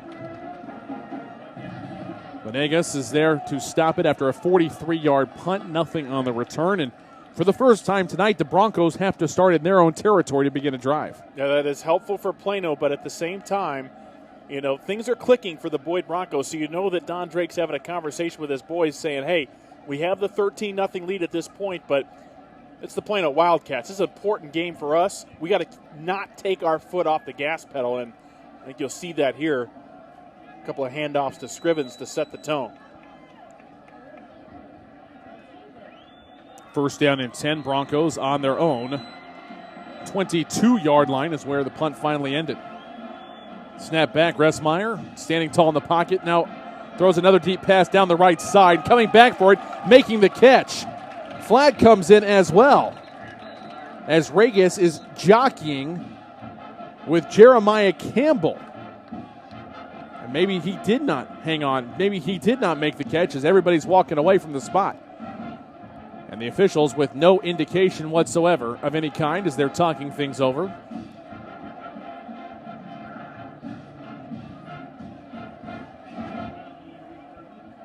Of note, Sam Tecklenburg came out of the ballgame a few plays ago. He's back in there in the interior of that defensive line. It's going to be pass interference on the offense. So Clint Stewart talking to the officials, Aaron Regis talking to the officials, finally have gotten the officials to open their eyes on the fact that perhaps the Bronco receivers are pushing off a little bit to create some space. Yeah, Campbell was trying to get that separation just to have enough room to make that catch. And I was going to say, if he had caught the football, I think that was a great throw and an excellent catch on tight coverage played by Regis, but a little bit of a push-off. Officials saw it and a break for Plano. 15-yard penalty, but unfortunately there's not enough space to enforce it all. It'll be half the distance to the goal, down to the 11. And now more penalty flags fly. I think this one's going to go against Boyd as well. False start on the Broncos. So instead of moving from our right to our left, they're moving from our left to our right. Back-to-back penalties, costing them some big yardages. And you know that Don Drake not pleased with these mistakes here, and it's unfortunate because McKinney Boyd was really on a roll. But at the same time, you look at the Wildcats, the opportunity that they have. Defense has played well last month of the season, and they have an opportunity to shut things down here. First down and 26 for the Broncos. Snap is back, handoff. Scrivens trying to get around the left side, gets to the 10, cuts back at the 15 to the 20, and finally dragged down by Jason Lee near the 30-yard line.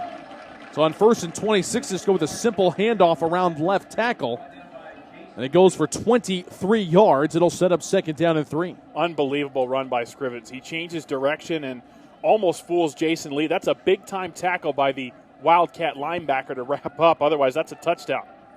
One receiver left, one to the right. Wing back to either side as well. Scrivens with a handoff. This time he is hit in the backfield and dropped. Great penetration by Brandon Wall leading the charge for the Wildcat defense. A couple of those white jersey defenders helping to clean up Scrivens for a loss of 1. It's always a good sign when you have your two ends converging on a running back and stopping him in his tracks. So Brandon Wall was there, and then Tucker Palacia came up right behind him, and they just sandwiched Dedrick Scrivens. And that's one way to stop him, man. I'm telling you, he is a talented running back, and you got to stop him where he starts. Jeremiah Campbell, wide right. Slot right is Jacob Cantrell. 2 receivers to the left as well. That's the short side of the field. There you go. Quick slant right side. And Dejon Howard is there to make the tackle, but the catch is made by Campbell, and he's going to move the chains. As he hauls it in at the 34-yard line on 3rd and 4. It's a 6-yard completion from Ressmeyer to Campbell for the Bronco first down. Yeah, with Campbell working on Dejon Howard, Howard at 5'5", you got Campbell at 5'10". Ressmeyer delivers that ball where Dejon Howard can't get it. It goes upstairs. Campbell gets the football. Receiver either way, 1st and 10 from their own 34. Handoff. Scrivens trying to dance back inside. And he is going to be hit by 7 or 8 different Wildcat defenders. As Conley McCabe and Nima Bibahani both in there. Haven't even give you the Wildcat defensive alignment yet. Brandon Wall, the senior defensive end, out there with Tucker Palacia, Jr. Sam Tecklenburg, the senior, committed to Baylor in the interior of the defensive line, along with Connor Welch, also a senior. Nima Bibahani, the senior middle linebacker. Pusateri, the weak side backer, with 3 sacks, tied for the team lead. Jason Lee on the strong side. As the 3 senior linebackers, the heart and soul of this defense. Cameron Jackson in at free safety, senior, along with TJ Lee, the junior, at strong safety. You've met the cornerbacks as they're going to go deep down the seam, and the pass is 2 steps too far for Brandon Bowling. Good coverage on the play by Dejon Howard, but Ressmeyer puts that one on the money like he did his first pass of the ball game to Campbell. That one may be a touchdown, but instead it's incomplete, and we'll bring up now 3rd down and 8. The cornerbacks again, Dejon Howard, you just met him. Again, is a senior on the left side. Aaron Regas, the sophomore, on the right.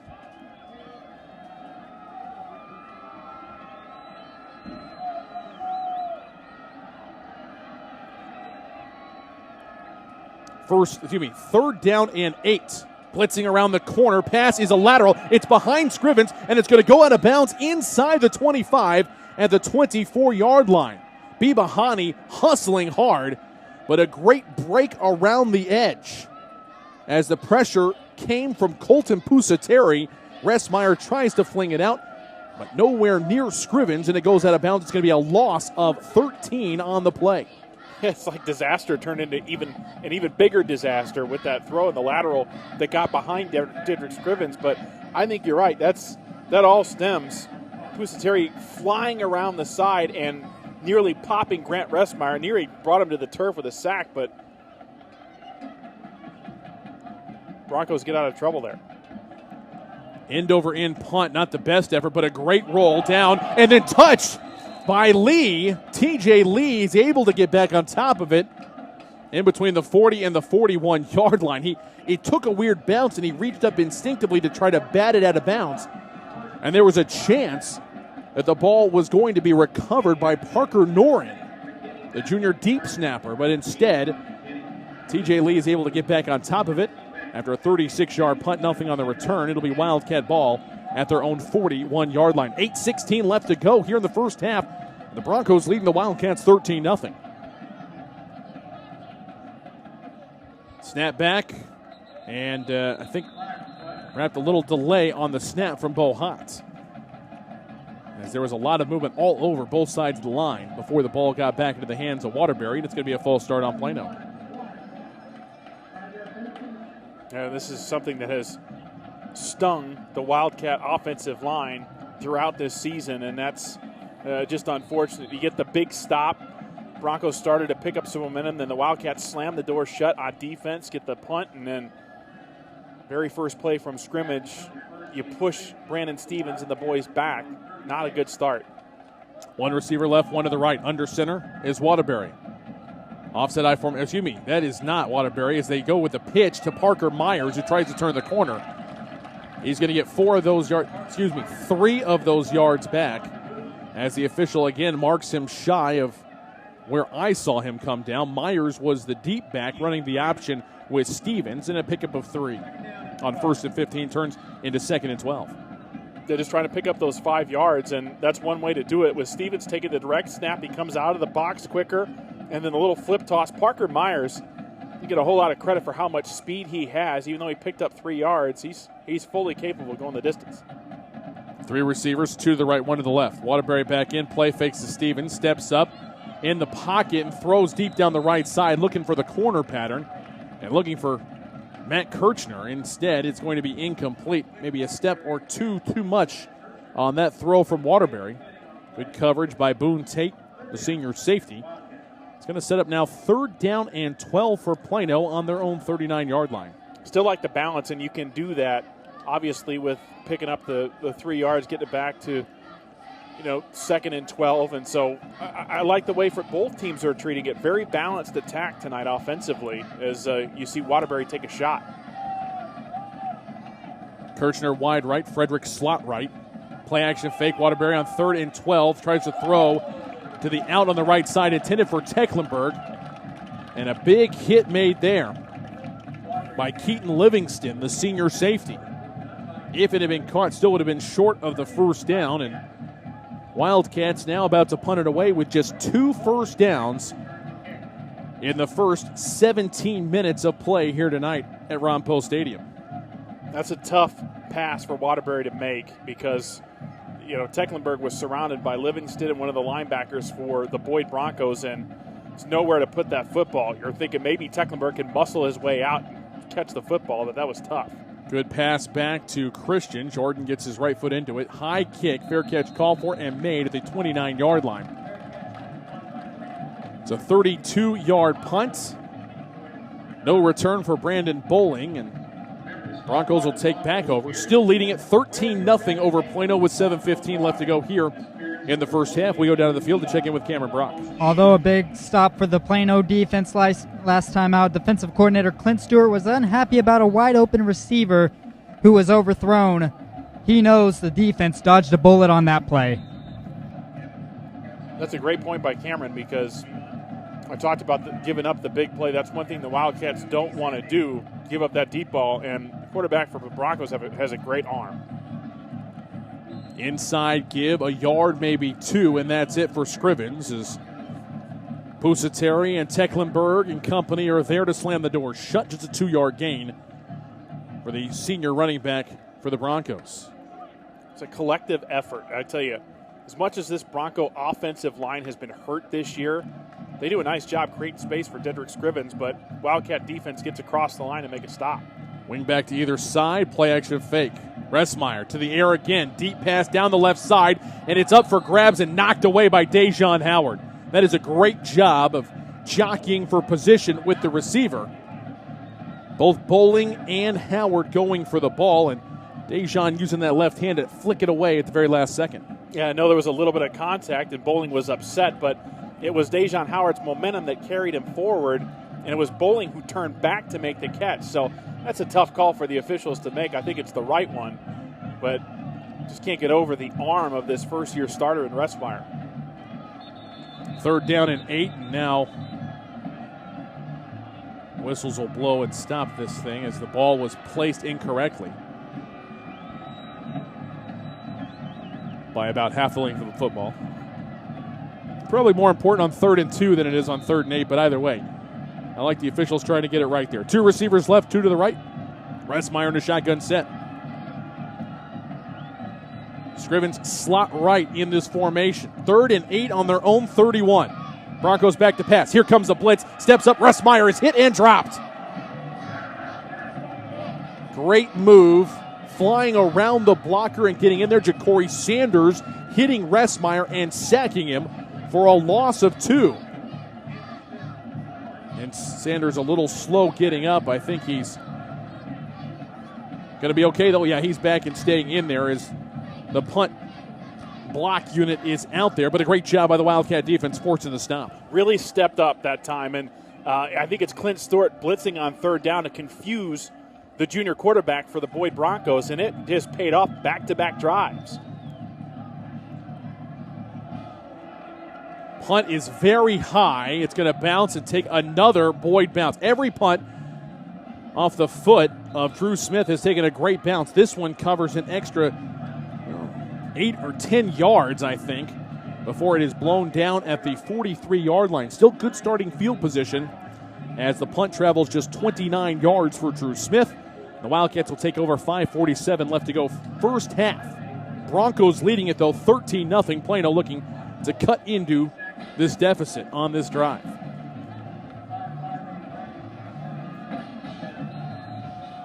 Under center from their own 43 on the left hash, 1st and 10. 2 tight ends right side. They're going to go toss sweep to the right. Nice block by Venegas. And Stevens is tackled by Kyle Seamus. But not before Stevens can pick up 4.5 yards. And it'll bring up 2nd down for Plano. Little wall created by the right side of the offensive line, and it allows Brandon Stevens to get off to that good start, and he traveled about 4 yards and then got upended, but still kept going.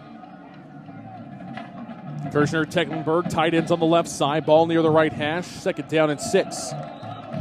And some movement on the interior of that line might have come from the red jersey Broncos. Not sure. I'm sorry, looks like an offensive lineman move for Plano. They're going to call Ben White with the false start. So just like that, 2nd and manageable on schedule. Here comes another one of those penalties, forcing Plano back and making it 2nd and 11. And in such a frustrating time right now for the Wildcats, who obviously want to put points up on the board before we hit half. And Jayon McCulla talked about this pregame interview with you, Thomas. He said, hey, this is a really important game for us. We can't let our foot off the pedal. We got to keep going here. I formation. Vanegas in front of Stevens. Actually, check that tape. Play fake to him. Swing it out. Tomas Vanegas with the catch, and he's going to get around the left side. And a nice pickup of the play of close to 4 yards. So I like the play action fake rollout. A fullback with the reception. Now it's going to be 3rd down and 7 for the Wildcats. That's a nice play call after the penalty, just to try to get some room underneath. And you're hoping that with the Venegas, 5'10", 173 pounds, the big fullback could bowl his way through.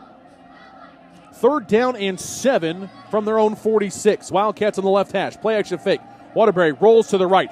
And he's going to be hit, and he is going to be sacked. Back at the 38-yard line. Hard charging on the play from the nose guard position is Joshua Stewart, the junior, with the tackle for loss. Punting time for Plano once again. Just no room, and Waterbury got flushed out, and I think he thought the defender was a little bit further behind him, but Joshua Stewart, that's the quickness. He caught up to him in a hurry and just wrapped him up, took him to the turf. Not only good pressure up front, good coverage on the back end. Waterbury had nowhere to go with the ball. Snap back, good pass to Christian. He's going to step in and get his foot into this one. A wobbler. Fair catch call for May, just shy of the 30-yard line by Bowling. 33 yards on the punt. Nothing on the return, and here comes that Boyd Bronco offense once again. 3:22 left to go first half. McKinney Boyd 13, Plano nothing. Coming up on the Buford Roofing and Construction halftime show, we'll have first half stats, although I don't know if Plano fans are actually going to want to hear them. First half highlights much the same as well. I'm not so sure Jayon McCulla wants to talk to Cameron Brock on the sideline either, but we'll hear from him as well. And we will check the Flat Shell Service Center scoreboard on a busy Thursday night of action here. District play in full swing around North Texas. Before the play can get off, whistles, flags, and this play never happened. Officials conferring.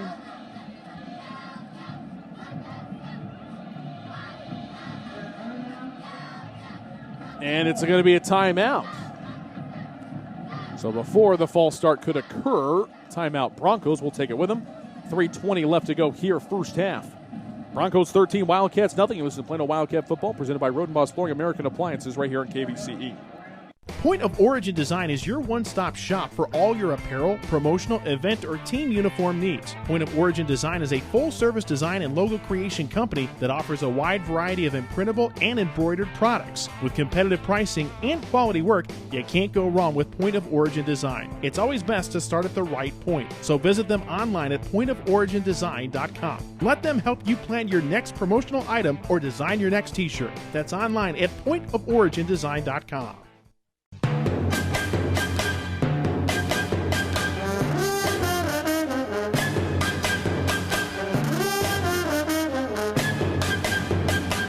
.320 left to go here, first half. McKinney Boyd 13, Plano nothing.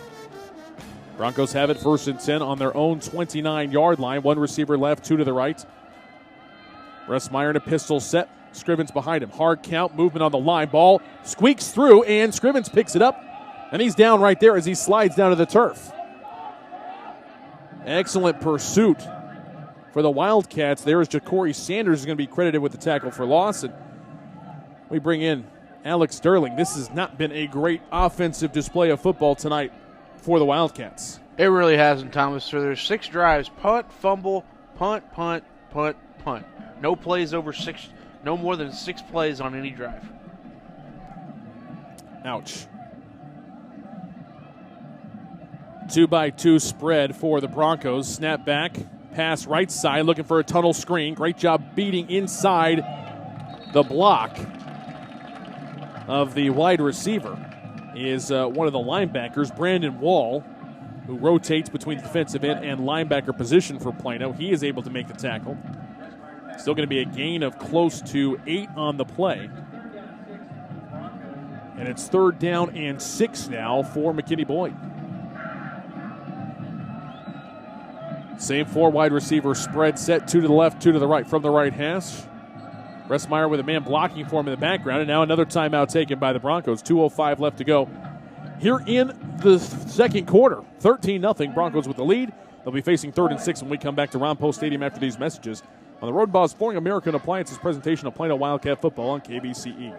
Buford Roofing and Construction is a family-owned company you can trust. Buford Roofing specializes in roofing replacement and repair for the outside of your home or business and radiant barriers and insulation for the inside. They use top-quality materials, professionally trained crews, and guarantee total customer satisfaction. Roofing and Construction is a family-owned company you can trust. Buford Roofing specializes in roofing replacement and repair for the outside of your home or business and radiant barriers and insulation.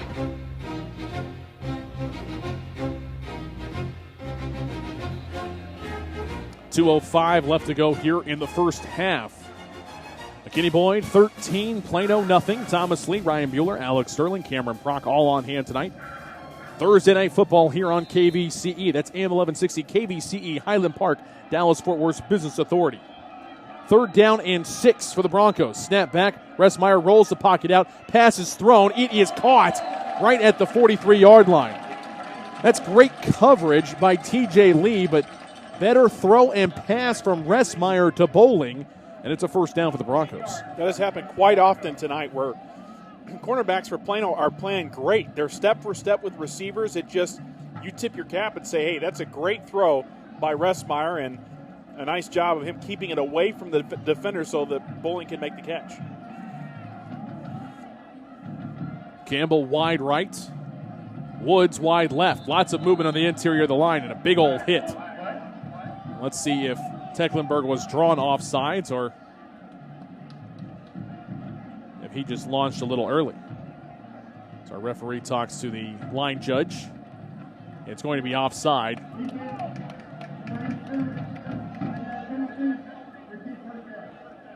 So it's going to be now 1st and 5 as the Broncos have it on their own 48-yard line. Minute 38 standing between us and the Buford Roofing and Construction halftime show. Ressmeyer with Scrivens behind him in a pistol set. Receiver either way, tight end either way, back to pass, backpedaling, throws deep down the left side over everybody's head. Ressmeyer's got great touch on that deep ball, but Dejon Howard step for step with Brandon Bowling, and Ressmeyer couldn't quite step into it like he wanted to with the heavy pressure of the defensive line of the Wildcats. And that's why the offsides penalty, you're giving the Boyd Broncos 5 yards, and they're going to take advantage of. I've only got 5 yards to go on first down. I'm going to take a shot deep and try to throw it up over the top. And as you said, excellent coverage. Wildcats were well prepared. 2nd down and 5. Broncos on their own 48 from the left hash. Campbell wide left. Woods wide left. Cameron wide right. Scrivens bounces to the outside. Great juke forced out by TJ Lee. At the 45-yard line in Plano territory. Picks up 7. Actually make it 8 yards down to the 44-yard line. Clock stops. 1:17 left to go here in the second quarter. We go down to the field and check in with Cameron. The Plano offensive line having a few false starts tonight.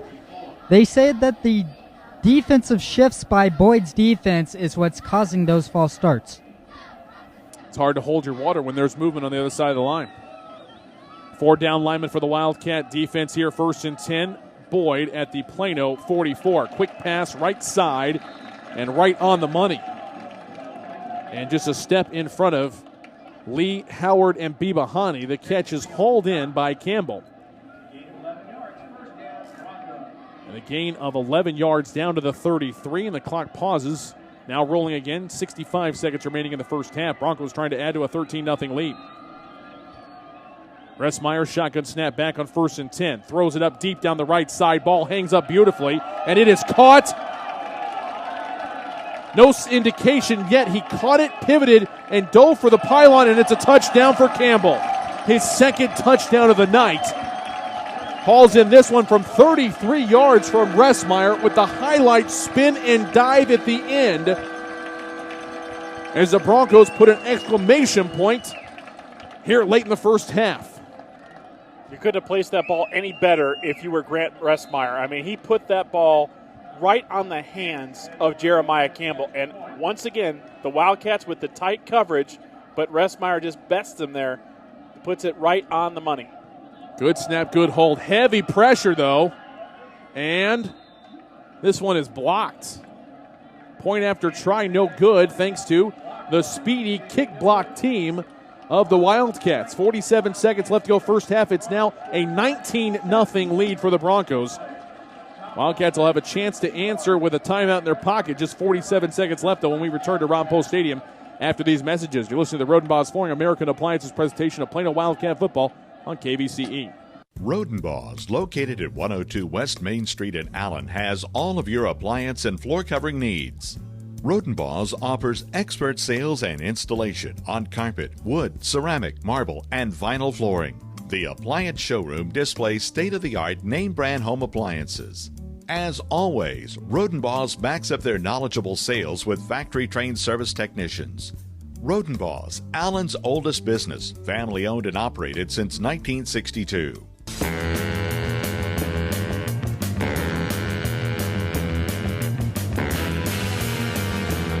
Jeremiah Campbell with his 2nd touchdown catch of the night, this time from 33 yards out. 4 first downs, 7 plays, 71 yards in the touchdown drive. Took 2 minutes, 35 seconds. Kick was blocked. McKinney Boyd, 19, Plano 0. Scoring drive brought to you by Flat Shell Service Center. Here's the kickoff. It's a little squibber and fielded by Plano. They'll have it near midfield. Boy, interesting decision there. And a heads-up play by Connor Welch, who was facing the ball the whole time. It went right to him as the ball traveled about 12 or 13 yards in the air. And maybe that is the break that the Wildcats need to get things going, as they only have 46 ticks left here in the first half, and they trail McKinney Boyd 19-0. Had a game for the ages last year in a 24-23 Boyd come-from-behind win in the final minute. See if the Wildcats are up for the task to try to come back on the Broncos this year. 3 receivers right, 1 to the left, ball near the left hash. Back to pass, Waterbury throws it low, and it's complete right at the 48-yard line. Parker Myers with the catch. Gain of 5 on the play. Clock continues to tick down now inside of 35 seconds. Inside of 30 seconds. Plano huddling up. And a timeout taken by the Wildcats. And Jayon McCulla does not look all too pleased as he walks in on the field to talk to his troops. 29 seconds left. Plano out of timeouts here in the first half. They're trying to slice into a 19-0 deficit. We'll be back to Ron Post Stadium after these messages. You're listening to the Rodenbos Flooring America and Appliances presentation. Plano ISD football. Wildcats on the road at McKinney Boyd tonight. Back after this on KVCE. Buford Roofing and Construction is a family-owned company you can trust. Buford Roofing specializes in roofing replacement and repair for the outside of your home or business and radiant barriers and insulation for the inside. They use top-quality materials, professionally trained crews, and guarantee total customer satisfaction. When you use Buford Roofing and Construction, you can consider yourself protected. They're online at BufordRoofing.com or call 817-329-ROOF. Plano 2nd down and 5 on the Boyd 48-yard line. I think this might be the first play they've run in Boyd territory tonight. 2 receivers left, 1 to the right. Play action fake. Back to pass on 2nd and 5. Going for the home run ball deep down the left side, and Waterbury overthrows everybody as that pass was intended. For the big tight end, Matt Kirchner. Good coverage by Parker Noren. Clock stops. 22 seconds left here before the Buford Roofing and Construction halftime show. And Wildcats have it 3rd and 5 now at the Boyd 48. Clock will pause while the chains reset if they can pick up a first down. 3rd down and 5. Kirchner wide left, 2 receivers right. Ball on near the right hash. Back to pass. Slant, left side, caught. Kirchner tries to make a man miss. That's a great open field tackle by Noren. But he gets down to the 38-yard line.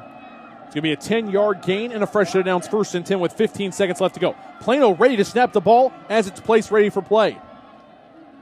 Snap and spike, and they only lost about 3 or 4 seconds. Excellent job of executing by the Wildcat offense in the no-huddle situation. Yeah, I mean, you have no choice here, and Coach McCulla wants to get some sort of confidence, some sort of momentum heading into the half. He knows he's got to put points on the board, so these are the things that you practice for week in and week out so that you can run that hurry-up offense and try to get points when you really, really need to.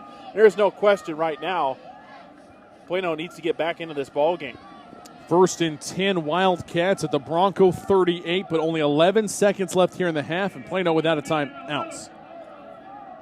Kirchner wide right. 1 of 2 receivers. Back to pass. Waterbury steps up, fires over the middle, caught.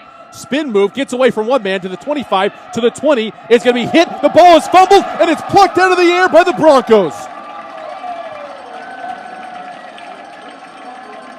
Kirchner with the catch, the spin move.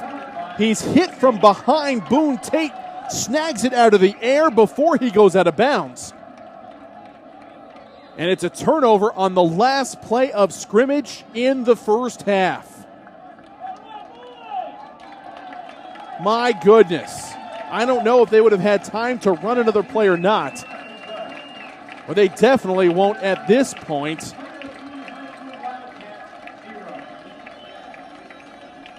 Hands down, probably the worst half of football the Wildcats have played this year. Let's go down to Cameron with Jayon McCulla. I'm with Plano head coach, Coach McCulla.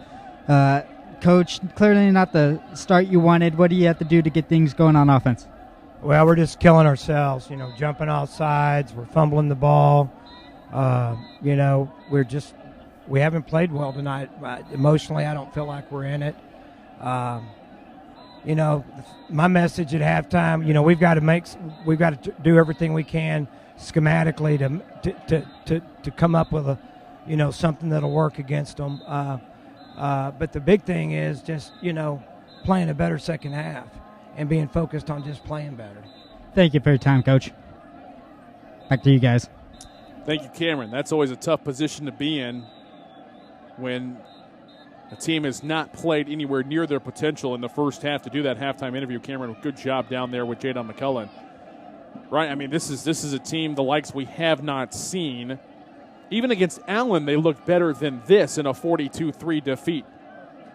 Yeah, I mean, Coach McCulla nailed it. I mean, they're making mistakes and they're beating themselves. And I think that, the spark that you saw ever since that Allen game, where this team played with a lot of swagger, I don't see that. The energy level needs to be kicked up another notch. And I think what needs to happen is something positive, and It could be as much as a field goal or just some sort of points to put on the board and then get yourself back into the football game. But I think Coach McCulla is going to go back to the drawing board. They're going to make some adjustments and come out swinging in the second half. Just 3 first downs in the entire first half for the Plano Wildcats. That's it. It's been tough going tonight. Tip your cap to the Boyd Broncos, as they have known exactly what they need to do to be able to slow down the Wildcats here tonight. We are at the half, the Buford Roofing and Construction halftime show. Your score at the break: McKinney Boyd 19, Plano nothing. Coming up, we'll have stats with the Dr. Alex Sterling. We'll have highlights with Ryan Mueller. But when we come back here to Ron Post Stadium, we'll have a look at the scoreboard, your Flat Shell Service Center scoreboard. Right now, the scoreboard not very kind to the Wildcats. 19-0, McKinney Boyd on top. You're listening to the Rodenbos Flooring American Appliances presentation of Plano Wildcat football here on AM 1160 KVCE. This program is produced and broadcast with the permission of and authorization from the Plano Independent School District. It is under the direction of and is copywritten by Sports Sounds Radio. Any rebroadcast, retransmission, or use of the audio stream, including any or all other use of the accounts of this broadcast without the direct written consent and permission of Sports Sounds Radio is strictly prohibited. All rights are reserved by Sports Sounds Radio and SportsSoundsRadio.com. This is a Sports Sounds Radio presentation. Rodenbos, located at 102 West Main Street in Allen, has all of your appliance and floor covering needs. Rodenbos offers expert sales and installation on carpet, wood, ceramic, marble, and vinyl flooring. The appliance showroom displays state-of-the-art name-brand home appliances. As always, Rodenbos backs up their knowledgeable sales with factory-trained service technicians. Rodenbos, Allen's oldest business, family-owned and operated since 1962. Buford Roofing and Construction is a family-owned company you can trust. Buford Roofing specializes in roofing replacement and repair for the outside of your home or business and radiant barriers and insulation for the inside. They use top-quality materials, professionally trained crews, and guarantee total customer satisfaction. When you use Buford Roofing and Construction, you can consider yourself protected. They're online at BufordRoofing.com or call 817-329-ROOF. Shell experts here with a pitching machine and a shield to demonstrate the importance of protecting your engine. Think of me as an engine. The Shield is new Shell gasoline with 20% more nitrogen and rich cleaning agents than before. And the baseballs are gunk that attack intake valves and fuel injectors. Come on, gunk, is that all you got? Gunk is out of here.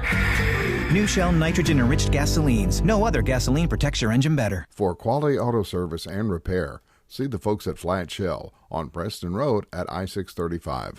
Are you tired of only spending time as a family huddled around the TV? Would you like to enjoy some culture with your loved ones without breaking the bank? Then let me introduce you to the Greater Dallas Youth Orchestra.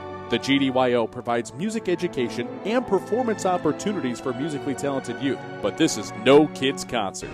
The GDYO comprises 7 different ensembles made up of over 425 talented musicians ages 8 to 18, representing more than 50 communities in North Texas. You won't believe how amazing these ensembles sound until you hear it for yourself. So join them for one of their concerts at the Meyerson Symphony Center or Dallas City Performance Hall. For more information on how to make a donation, as well as a listing of upcoming GDYO concerts, visit gdyo.org. And if you know a talented young musician interested in an unbelievable experience, auditions take place in the spring. Connect with the Greater Dallas Youth Orchestra on Facebook, Twitter, LinkedIn, and at gdyo.org. Boss Academy Radio wants to give back to its listeners. For the first time in 10 years, Tony Robbins is coming back to Dallas to help you unleash the power within. Are you going to give up or move forward? Are you going to blame somebody or are you going to change something? Whatever you do is going to shape your destiny. Turn fear into power and transform everything from finances to your relationships to your health. This isn't hyper motivation, but a life-changing event hosted by a man who has helped transform and influence the lives of more than 8 million people worldwide. When registering to attend this powerful, life-changing 4-day seminar, get your special Boss Academy discount. All you have to do is dial 858-535-6220 and tell them Boss Academy sent you. Unleash the power within, where the impossible becomes possible with Tony Robbins live October 23rd through the 26th. The Kay Bailey Hutchinson Convention Center, 650 South Griffin Street in Dallas. Visit kvceradio.com or call today and mention Boss Academy, 858-535-6220. That's 858-535-6220.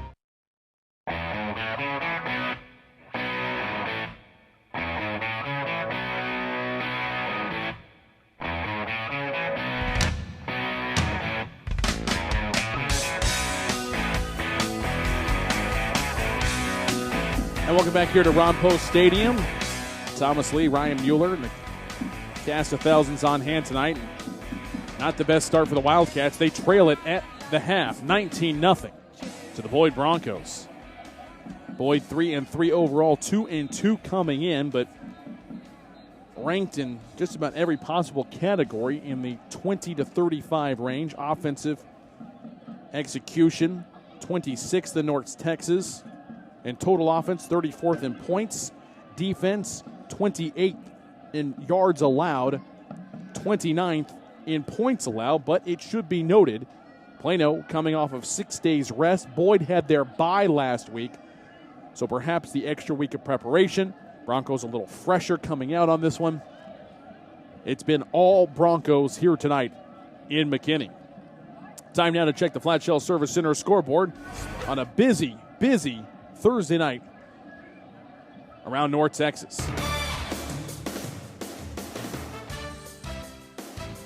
All these games are district contests, and just about all of them late first half or halftime scores.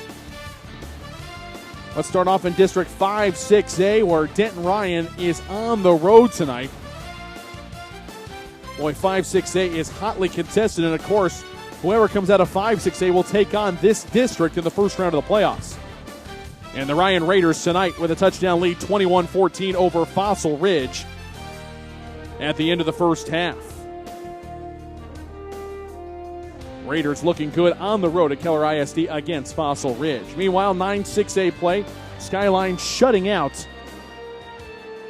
the Rockwall Yellow Jackets 35-0. That's nearing the end of the first half. To 11-6A, Rockwall laying it to Saxe tonight. Yellow Jackets with a 35-14 lead.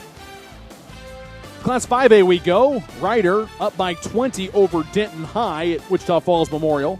34-14 the score there. Ryder on top of Denton. 6-5A Lake Dallas all over Eastern Hills. 28-7 the score there at Handley Field.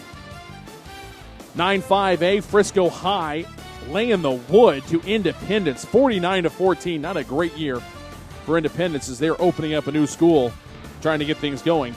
It's been tough going so far. All Raccoons tonight, though. 49-14 your score nearing halftime. 11-5A scores. Creekview shutting out Bryan Adams 28-0. Woodrow Wilson pitching a shutout as well over Conrad 33-0. And 3 ball games in 11-5A, 3 shutouts. Hillcrest up on TJ 49-0. Panthers 49, Thomas Jefferson. Bagel. 13-5A action. Spruce 22-0 lead over Adamson. That's late first half. Also in the first half, South Oak Cliff with a 16-0 lead on Kimball. And that's your check of the Flat Shell Service Center scoreboard. On the Buford Roofing and Construction halftime show. Once again, your score here at Ron Post Stadium, 19-0. McKinney Boyd on top with the Plano Wildcats. When we come back, we'll have stats with the Dr. Alex Sterling. We'll have highlights with Ryan Mueller. All that and more when we continue in a moment from Ron Post Stadium.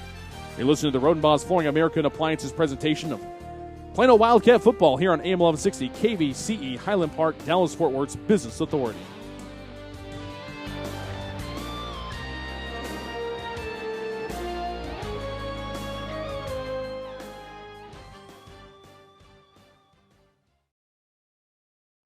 Rodenbaugh's, located at 102 West Main Street in Allen, has all of your appliance and floor covering needs. Rodenbaugh's offers expert sales and installation on carpet, wood, ceramic, marble, and vinyl flooring. The appliance showroom displays state-of-the-art name-brand home appliances. As always, Rodenbaugh's backs up their knowledgeable sales with factory-trained service technicians. Rodenbaugh's, Allen's oldest business, family-owned and operated since 1962.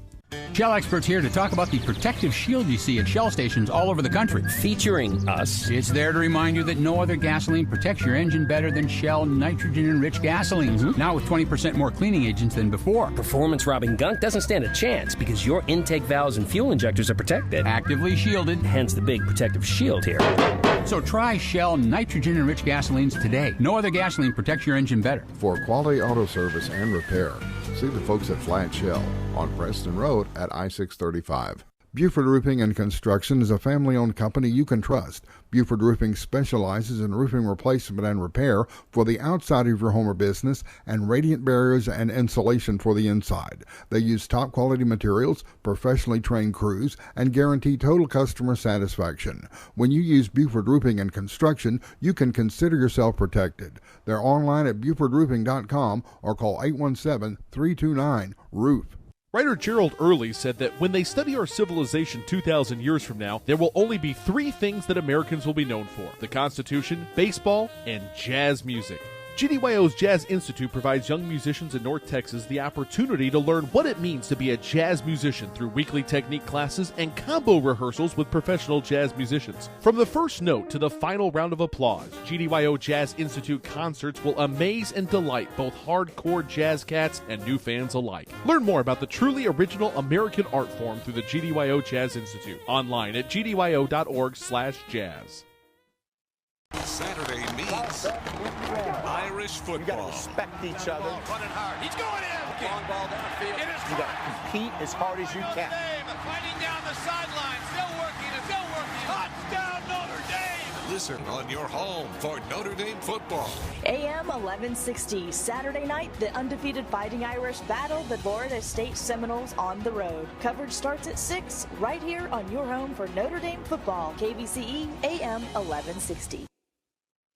Tune in Thursday evenings 5 to 6 as KBCE's Believers in Business presents the Family Law Hour with attorneys Frank Skipper and Donna Smith, discussing divorce, child support, custody, mediation, adoption, and all other areas of family law. The Family Law Hour is the best way to stay informed when it comes to any matters having to do with family law. Both Frank and Donna focus their practices exclusively on family law. That's Thursday evenings at 5 right here on KVCE AM 1160 and online at kvceradio.com. Brought to you by the David Wynn Law Firm and the law offices of Donna J. Smith.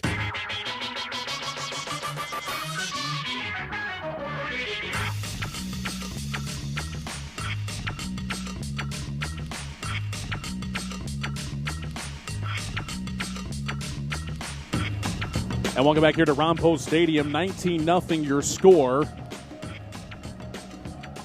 But not the way that Wildcat fans would like it. McKinney Boyd opening up a can here at home on the Wildcats in a shocking fashion. We thought it'd be a good game. We thought it'd be closely contested. But 19-0. The Broncos are shutting out the Wildcats here in the first half. Thomas Lee here with you. Let's bring in your statistician tonight, the Dr. Alex Derlingen. Doc, these stats cannot look pretty as, by my count, Plano with just 3 first downs in the first half. That's right, Thomas. There's only three for the game so far for Plano. 4 rushing yards total in the game. 52 yards passing. It's only 56 yards of offense in the first half. Did have their 2 fumbles they lost for their 2 turnovers.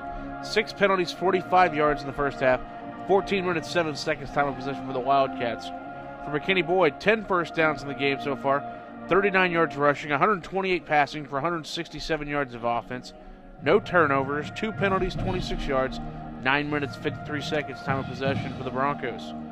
Going to individuals here for Plano, quarterback Quinn Waterbury, 5 of 11 passing for 52 yards. Matt Kirshner, his main receiver, 3 catches, 43 yards. Brandon Stevens, third in the area rushing heading into the game, 10 carries, 16 yards so far. For McKinney Boyd, quarterback Grant Restmeyer, 7 of 11 passing for 128 yards, 2 touchdowns. His go-to guy, Jeremiah Campbell, 6 catches, 117 yards, and 2 touchdowns. On a positive note, Dedrick Scrivens really hasn't done anything except for the 1-yard touchdown, 9 carries, 33 yards, and these aforementioned touchdowns. So they've done some things while stopping Scrivens, but they're getting lit up in the passing game.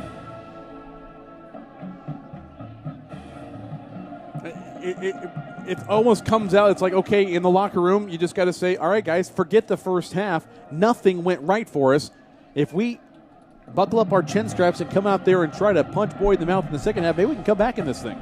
Oh, absolutely, and it seemed to be the same things that got Plano in trouble earlier in the season when they were struggling with penalties. They'd start to make a move. Stevens was starting to get something going on the ground, and the Wildcat getting 5-6 yards on some of these carries, and then a false start or a hold, or they had a bunch of penalties that seemed to kill drives that we, like you said, we saw earlier in the year that used to stall out Plano before they really started getting going here these last 6 games. So that's the main thing to say. Boyd's going to get the ball first here the second half. Go out with your defense, get a stop, and then go get one score and get back into it. Thanks, Doc. Hopefully you have some more positive things to write down in the second half, because the first half has been definitely bleak for the Wildcat faithful. Time now to bring in Ryan Mueller with your first half recap and highlights, and not a lot going the Wildcats' way in this line of thinking either, as Ryan Mueller is going to come in now and walk through what has been a very difficult first half for the Wildcats, offensively, defensively, and in special teams. Yeah, it has been a struggle tonight, but let's take a look at how it all unfolded. The Boyd Broncos get the ball first, and they start out with great field position. It is on the Plano side of the field at the 47-yard line. 2 plays, 2 first downs, and again, 47 yards later, it only took 36 seconds. A huge bomb thrown by who else? Grant Restmeyer, and it sets up shop. Didrik Scrivens crosses the plane, a 1-yard touchdown run. Extra point up, and it is missed. So 6-0 to start things out. Boyd Broncos coming out with a bang. For the Wildcats, their own 22-yard lines and 3 plays, and they're forced to punt. Brandon Stevens bottled up for the very first drive of the contest. So the Boyd Broncos get it now. Second series, great field position as they start out on the Wildcat side of the field at the 15-yard line. Just one play as the ball popped loose and a fumble, which would give the Wildcats a little bit of momentum here, down 6-0. So Plano owned 25-yard line, 4 plays. They lose 5 yards in a drive that lasted nearly 2.5 minutes. Unbelievable as they fumble the football, and it goes right back to the Boyd Broncos. Third series now, and again on the Wildcat side of the field. Third time tonight as they are on the Plano 40-yard line. 6 plays, 3 first downs, 40 yards. Did I mention Restmeyer has an arm? Well, here he is flashing it. Empty set for Restmeyer on 2nd down and 9 at the Wildcat 12. Sprints out to the left, is going to be hit, throws back to the right. The ball is hanging up in the air. Oh, and it's caught for a touchdown. Jeremiah Campbell just went over the back of Regis. Regis went straight to the officials saying that he was interfered with by the offensive player, but no flag from the officials as the 12-yard touchdown pass from Restmeyer to Campbell is completed. Just the 2nd touchdown of the year for Jeremiah Campbell. And the Broncos go up by 2 scores here late in the first quarter. Yeah, and that extra point would be up and good, so now it's 13-0. Boyd Broncos really starting out strong. The Wildcats have to do something different. So their third series, their own 12-yard line, they're pinned deep. And this is the most consistent drive of the night for the Wildcats as they get 6 plays, a first down garnered. And then 12 yards later, they are forced to punt. So Boyd's defense flying around, making plays, making sure that the ground game for Plano does not hurt them, and it's paying dividends. So Boyd gets the ball back. Their 4th series, their own 22-yard line, 6 plays to match the drive beforehand, and a first down garnered. But when it's all said and done, the Broncos are forced to put the ball back to the Plano Wildcats. 4th series now for Plano, and once again, it's stifled. It starts out of their own 25-yard line, and a 3-and-out. The drive only lasted 2 minutes and 8 seconds. So sputtering on offense has really been the theme in the first half for the Wildcats. For the Broncos, they get the ball, their own 29-yard line. A 3-and-out. They lose a yard, and they are forced to punt. So at this point in the game, it's starting to become more of a tug of war, even though the Broncos have a 13-0 lead. And a Plano Wildcats now 5th series as they get it back after the punt.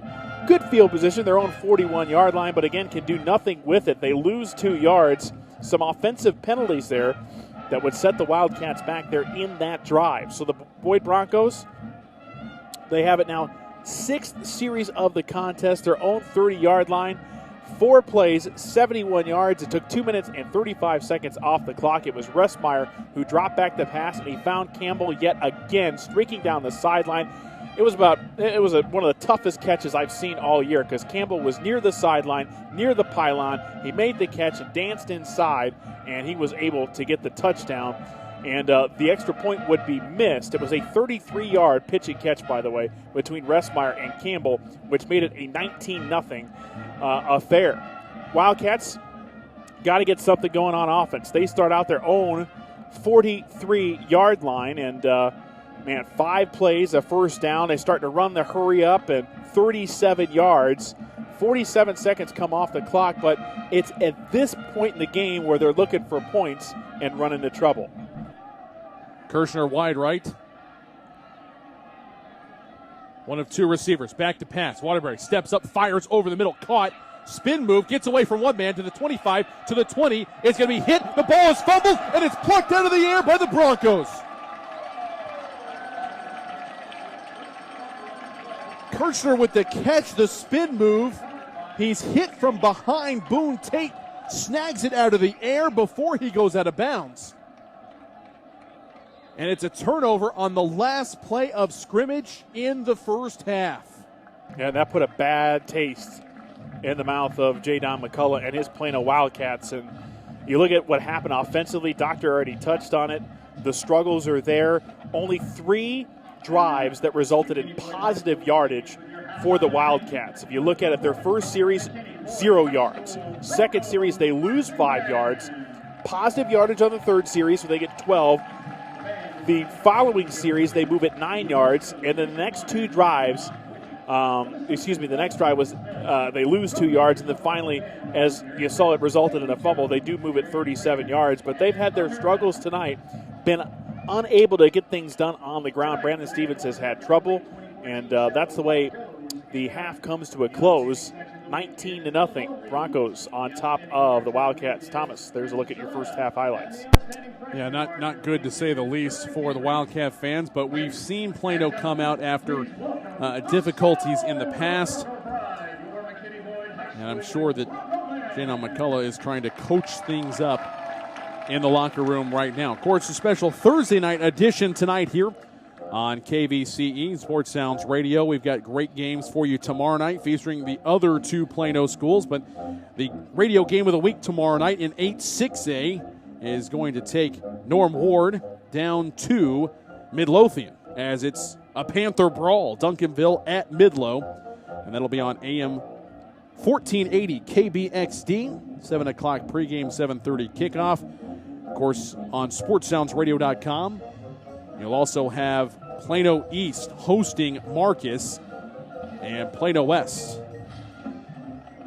as the Louisville Fighting Farmers come calling. And a pesky Louisville bunch coming in tonight, tied with Boyd for 5th in the district. 3-3 overall, 2-2 in district play. And new coaches, new scheme taking over. 2nd year now for the Fighting Farmers, and things definitely going the right way there in the land of the Farmers. We got some great ball games also on Champion Sports Radio for you tomorrow night, as possibly the game in the state. The number 3 ranked team in Texas, South Lake Carroll, hosting the number 4 ranked team in Texas, the Trinity Trojans. Both teams undefeated. If you remember last year, a wonderful 4-point last-second win by Trinity over Carroll in the 3rd round of the playoffs. A classic, to say the least. Probably not quite as memorable as the 2006 affair at Texas Stadium, where a fake punt possibly led the way for Riley Dodge and company to come back and win that ball game. But fantastic ball games all around. Every time Trinity and Carroll get together, and tomorrow night you can listen to that contest on Champion Sports Radio. Staying in District 6-6A, we'll also have Hebron and Flower Mound facing off. You can listen to both sides of that, Hebron broadcast and the Flower Mound broadcast, And that's in addition to the 2 games featuring Plano East and Plano West. In 7-6A, in addition to Trinity Carroll, we'll also have Colleyville Heritage at Pennington Field to take on the Belle Blue Raiders.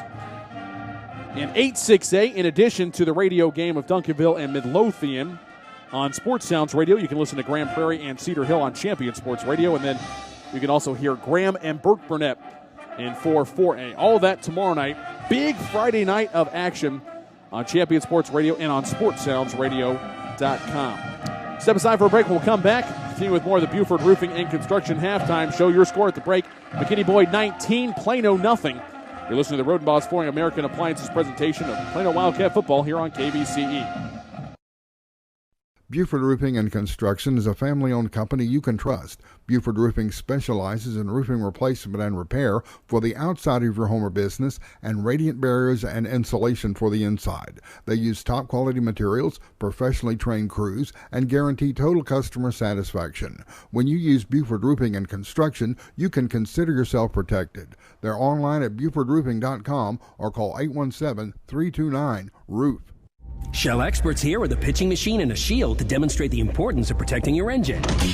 Think of me as an engine. The Shield is new Shell gasoline with 20% more nitrogen and rich cleaning agents than before. And the baseballs are gunk that attack intake valves and fuel injectors. Come on, gunk, is that all you got? Gunk is out of here. New Shell nitrogen-enriched gasolines. No other gasoline protects your engine better. For quality auto service and repair, see the folks at Flat Shell on Preston Road at I-635. Rodenbaugh's, located at 102 West Main Street in Allen, has all of your appliance and floor covering needs. Rodenbaugh's offers expert sales and installation on carpet, wood, ceramic, marble, and vinyl flooring. The appliance showroom displays state-of-the-art name-brand home appliances. As always, Rodenbaugh's backs up their knowledgeable sales with factory-trained service technicians. Rodenbaugh's, Allen's oldest business, family-owned and operated since 1962. Are you tired of only spending time as a family huddled around the TV? Would you like to enjoy some culture with your loved ones without breaking the bank? Then let me introduce you to the Greater Dallas Youth Orchestra. The GDYO provides music education and performance opportunities for musically talented youth, but this is no kids' concert. The GDYO comprises 7 different ensembles made up of over 425 talented musicians ages 8 to 18, representing more than 50 communities in North Texas. You won't believe how amazing these ensembles sound until you hear it for yourself. So join them for one of their concerts at the Meyerson Symphony Center or Dallas City Performance Hall. For more information on how to make a donation, as well as a listing of upcoming GDYO concerts, visit gdyo.org. And if you know a talented young musician interested in an unbelievable experience, auditions take place in the spring. Connect with the Greater Dallas Youth Orchestra on Facebook, Twitter, LinkedIn, and at gdyo.org. Point of Origin Design is your one-stop shop for all your apparel, promotional, event, or team uniform needs. Point of Origin Design is a full-service design and logo creation company that offers a wide variety of imprintable and embroidered products. With competitive pricing and quality work, you can't go wrong with Point of Origin Design. It's always best to start at the right point, so visit them online at pointoforigindesign.com. Let them help you plan your next promotional item or design your next t-shirt. That's online at pointoforigindesign.com. This program is produced and broadcast with the permission of and authorization from the Plano Independent School District. It is under the direction of and is copywritten by Sports Sounds Radio. Any rebroadcast, retransmission, or use of the audio stream, including any or all other use of the accounts of this broadcast without the direct written consent and permission of Sports Sounds Radio is strictly prohibited. All rights are reserved by Sports Sounds Radio and SportsSoundsRadio.com. This is a Sports Sounds Radio presentation.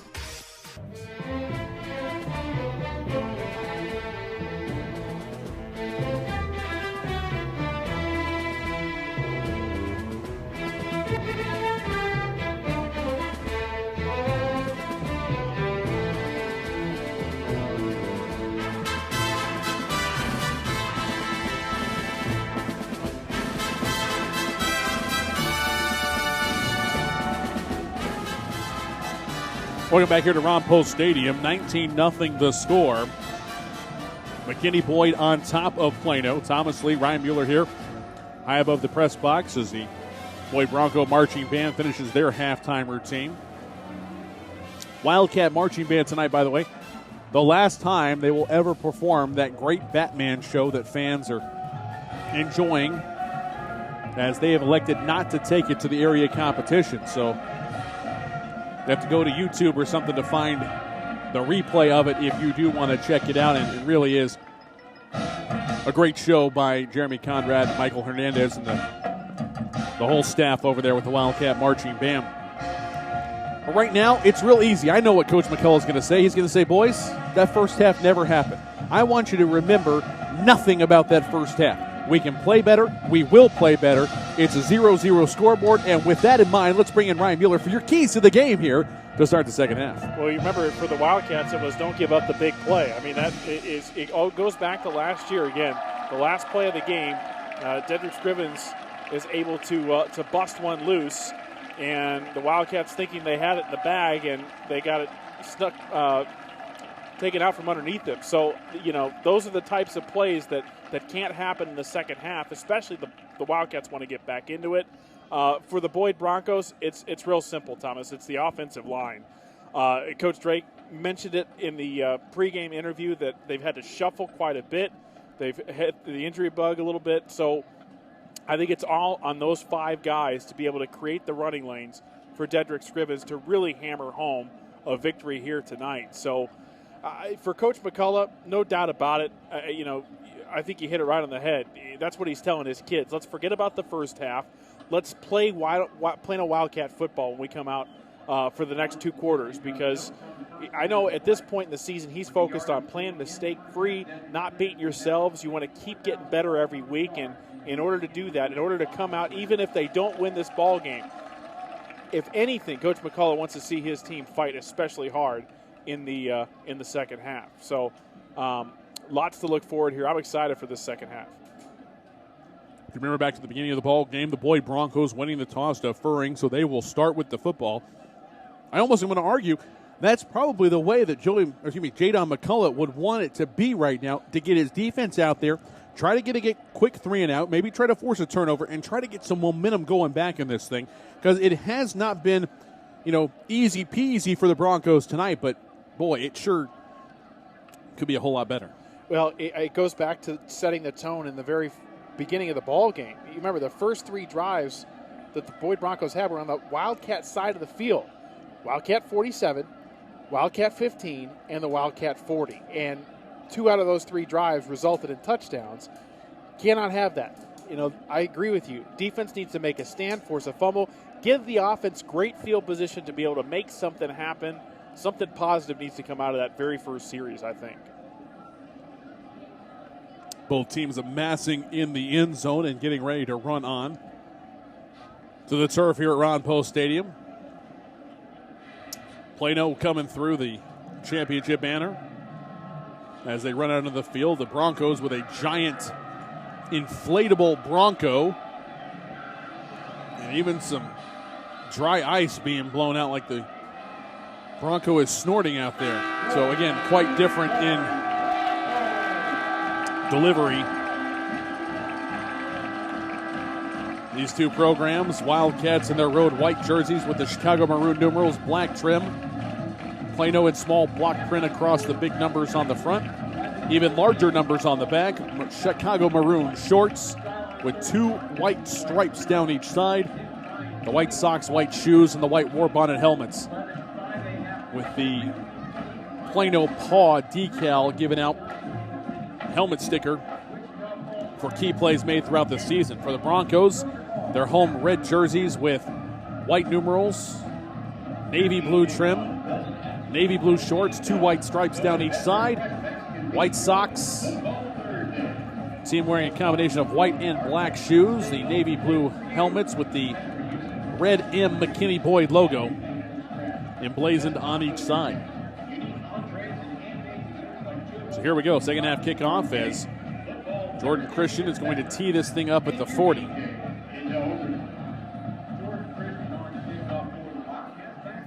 You wouldn't think that Jayon McCulla would go with an onside kick right out of the chute, would you? Not with the way your defense is playing, right? No, you don't get it. Don't give the Broncos a short field. Christian approaching.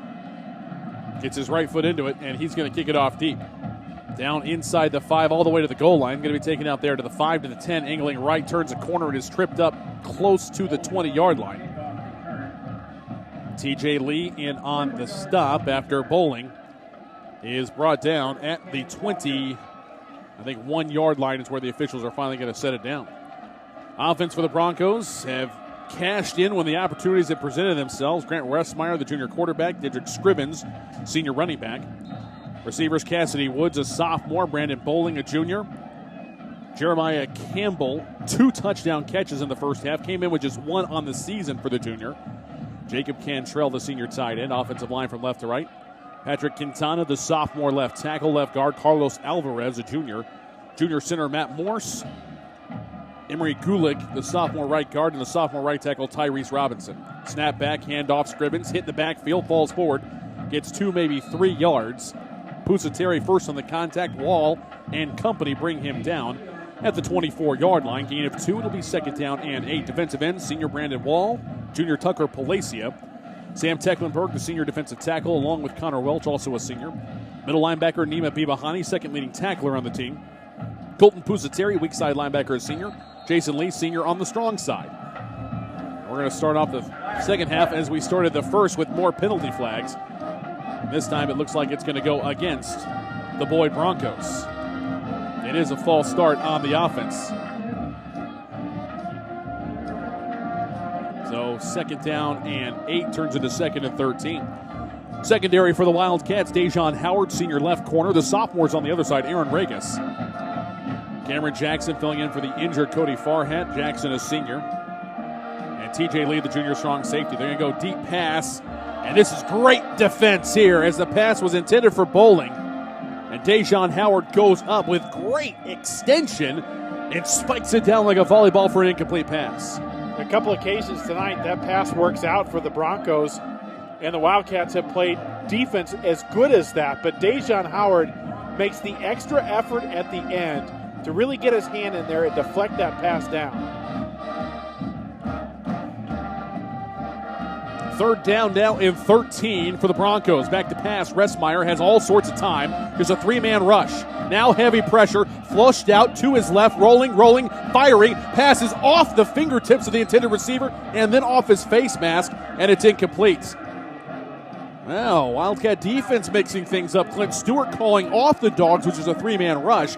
Pass is incomplete for Bowling. Great coverage on the play by Dejon Howard. And just what Coach McCulla wanted, forcing a 3-and-out to begin the second half. Yeah, and they got away with one there. The Wildcats did, because that's not every opportunity. Brandon Bowling misses a pass like that. It went right through his fingertips and bounced off his helmet, but he was well covered by Dejon Howard and Ja'Cory Sanders. Both those guys really keeping up with the receiver. And like you said, big-time defensive stop.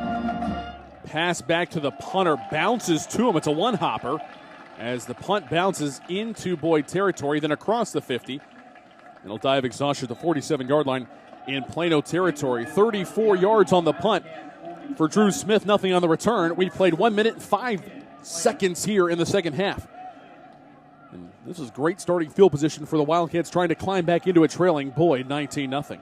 Yeah, just have to, again, go back to basics here and see what you can get. The offensive line has got to get a good push and play the way they have played for the last month. Give Brandon Stevens those running lanes. Ryan McConnell, junior wide receiver, wide left. Parker Myers, the senior slot right. Wide right, the senior Matt Kirchner. Handoff. Good running room for the first time tonight. As knifing through the defense is Brandon Stevens. He gets 5.5 yards before he's brought down. Stevens, the junior, 3rd in the area in rushing, 2nd in scoring, but a very uncharacteristic first half. Not a lot of running room to be had. Quinn Waterbury, the junior quarterback. Tomas Vanegas, the junior blocking back. We'll also see Byron Tate in the backfield, the junior. Had a good game, good second half, I should say, last week against Plano East. 2nd down and 4 for the Wildcats as they are in enemy territory. Stevens lowering his shoulder and bowling over. The defender there on the play, Brandon Webb, the junior middle linebacker, getting taken to task. Gets a 3-yard gain and sets up 3rd down and 1. Time for this offensive line to respond. Kadarius Smith, KD, the left tackle, a junior. Senior left guard, Austin Pugh, the center, A senior as well, headed to Oregon State, Bo Hott. Senior right guard, Ben White. Junior right tackle, Isaiah Williams. And the senior tight end, Sam Tecklenburg. Single tight end on the right side. Left side. Direct snap back to Stevens. Following through. Gets a first down and more. Takes it across the 40 and down to the 36-yard line. Gain of 8 on the play. We go down to the sideline and check in with Cameron. The Plano defense came off to a tad bit of a standing ovation. The fans really trying to pump them up and get them ready for the second half. Back to you guys. Yeah, just what they needed. And just like they needed to stop on defense, they start out with a first down on their first third down opportunity. First down brought to you by Rodenbaugh's Flooring America and Appliances. 1st and 10 from the Boyd 36. And a give and no running room whatsoever there as the interior of the defensive line collapses the pocket. Myron Tate with the carry. Kyle Seamus, the defensive end, in on the stop. Noah Prater, the other defensive end. He's a junior. Seamus, a senior. Junior nose guard, Joshua Stewart. Inside backers, Braden Webb, a junior. Ron DeBoo, a junior as well. Ross Matisick and Braden McFadden, the senior outside linebackers. Parker Noren and Armani Jenkins, the junior cornerbacks. Boone Tate, senior safety. Keaton Livingston, a senior safety. Trying to sweep it around the right side. And Parker Myers is going to get a few yards. 2, that's probably about it, as he is slammed down to the turf at the 34-yard line by that fast, hustling defense for the Boyd Broncos. And it's going to set up now 3rd down and 8 at the Boyd 34, maybe 4-down territory for Plano. I was going to say, and Matt Kirchner, key block on that right side. He took care of his defender. Only problem was Parker Noren left all alone to come at Parker Myers. 3rd down and 8 from the right hash. Big Tech moves over to the left side. 2 receivers left, 1 to the right. Play action fake, hit as he throws. And they're going to say incomplete pass. Boy, just flying around the right side was Braden McFadden, the senior, coming on the blitz, forces the incomplete. It's 4th and 8. It's a tough play. I mean, we've seen that at times tonight when Waterbury has to pass. He has had very little time to survey the field, and he's gotten in trouble, but right call by the officials. That arm did, in fact, go forward. He's a little slow to get up. Looks to be okay, though.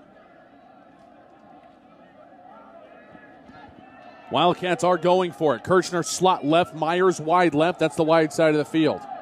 McConnell wide to the right from the right hash. Play action fake. Waterbury rolls left, tucks, turns, starts to run, lowers his shoulder, took on the defender and got the first down. My goodness. Probably the most physical run of Waterbury's career. As he lowers the boom, gets the first down on 4th and 8 with a 10-yard scramble. Read the blocks perfectly, too, as he rolled out to his left. He needed Ben White's help. Oh, my. Ben White slides out, keeps his arms extended. Great blocking by that offensive line. And then, as you said, there was a defender taking a beeline right towards Waterbury. It didn't matter. Quinn was determined to get the first down. Direct snap now to Stevens, trying to find some room to roam and nowhere to go. This Bronco defense is ready for the Wildcat formation. First on the scene, Ross Matisick, the senior leading the charge. 3 and 4 different defenders in there for the Broncos on a first down loss of 3 yards for Stevens. You're right. They're not fooled at all. And as soon as Brandon Stevens lines up to take that direct snap, you see pretty much all 11 guys knowing where the football is going to go, and they send the house, and Brandon Stevens just stops in his tracks. 2 receivers left. Kirchner wide left. Myers slot left. Wide right is Garrett Frederick. Shotgun snap is back on 2nd down and 13. Pass left side, trying to run under it. As the pass hung up in the air for Myers. It's going to be incomplete. On the coverage was Keaton Livingston. But we have penalty flags down. Whistles will blow the play dead. And this may have been a free play. Let's see what the officials saw. They saw offside against the Broncos as well. So 2nd and 13 turns into 2nd and 8. And another shot at the end zone. As we are approaching the halfway point here in the third quarter, Wildcats need to get on the board and in a hurry as this game is slowly evaporating off the clock. And I don't think that Quinn Waterbury saw that it would be a free play. His head was turned to the left to read his receiver streaking down the sideline, put a little bit too much on it, but the confidence this young man has gained over the last month and a half is incredible. Snap back, play action fake. Waterbury rolling to his right, tries to turn the corner, puts it on the money, but stepping in front of Kirchner to intercept it is Boone Tate, the senior with his second INT of the year. And the Wildcats turn it over deep in Boyd territory. And Tate turned around at the right time, too, and he made the right read. You give him credit for that because he stayed with Matt Kirchner.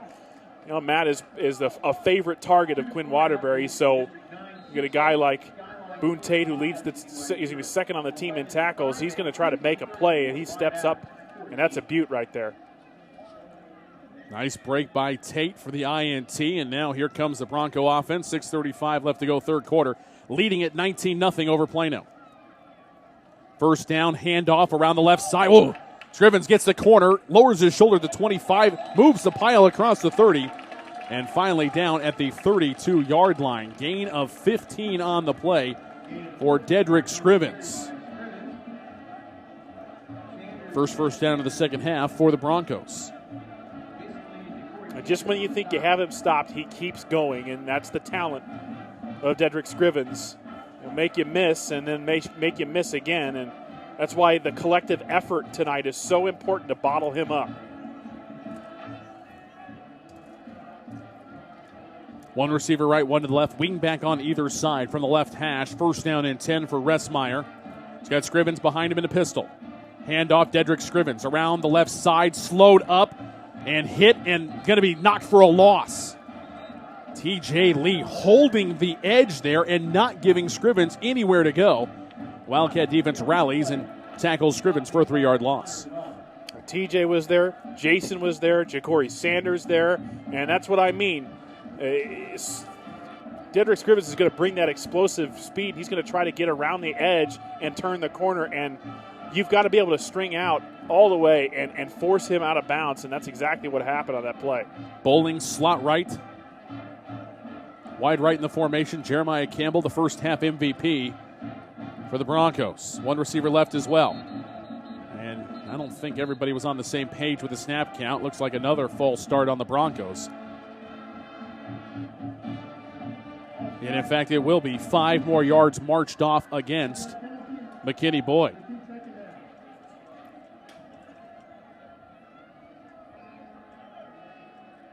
So move it back to the 24-yard line. It's going to be second down now and 17. Same formation, Bowling slot right, Campbell wide right, wide left, Cassidy Woods, a sophomore. Snap is back, handoff Scrivens. He has stood up. Bibahani in there on the stop. And it's almost like there's a party at number 1 is also in there with the tackle.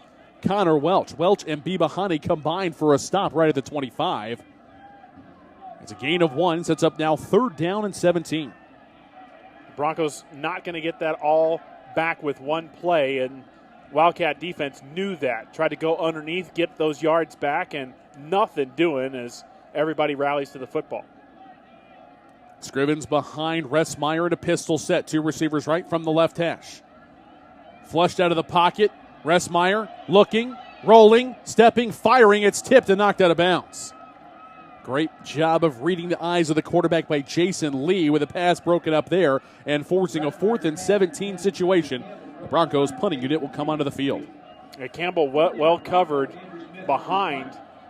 And as you said, it was Lee who motored over to create the commotion. And sometimes that's what it's going to take for a guy like Grant Ressmeyer who can put it on the numbers, create as much traffic as you can to make him throw the difficult pass. And Lee was Johnny on the spot.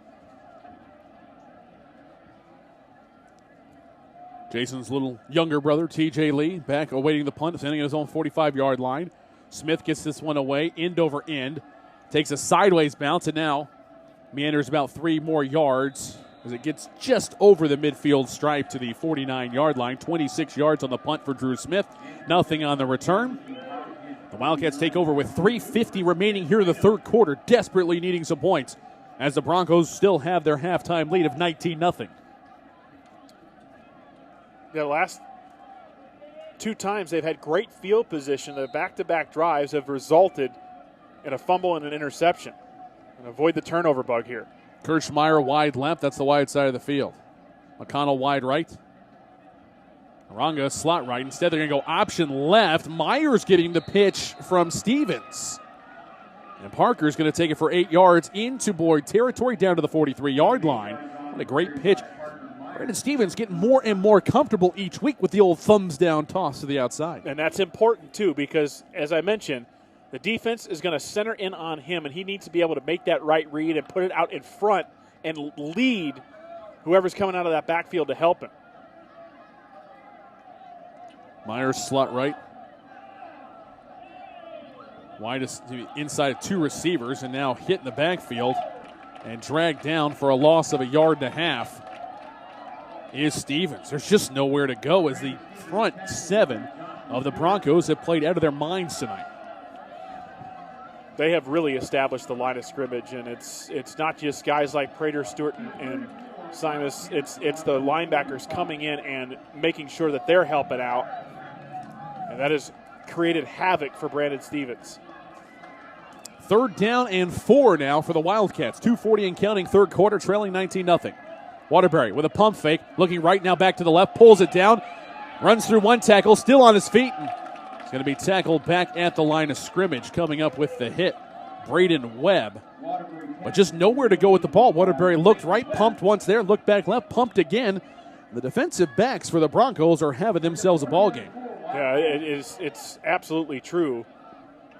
Playing out of their minds right now, and they came prepared. I think you're right that the week off really helped McKinney Boyd prepare for this football game, and you could tell guys with another energy level, they've kicked it up a notch for this ball game, and everybody's well covered downfield. They're going to go for it. 4th down and 4 now on the Boyd 45.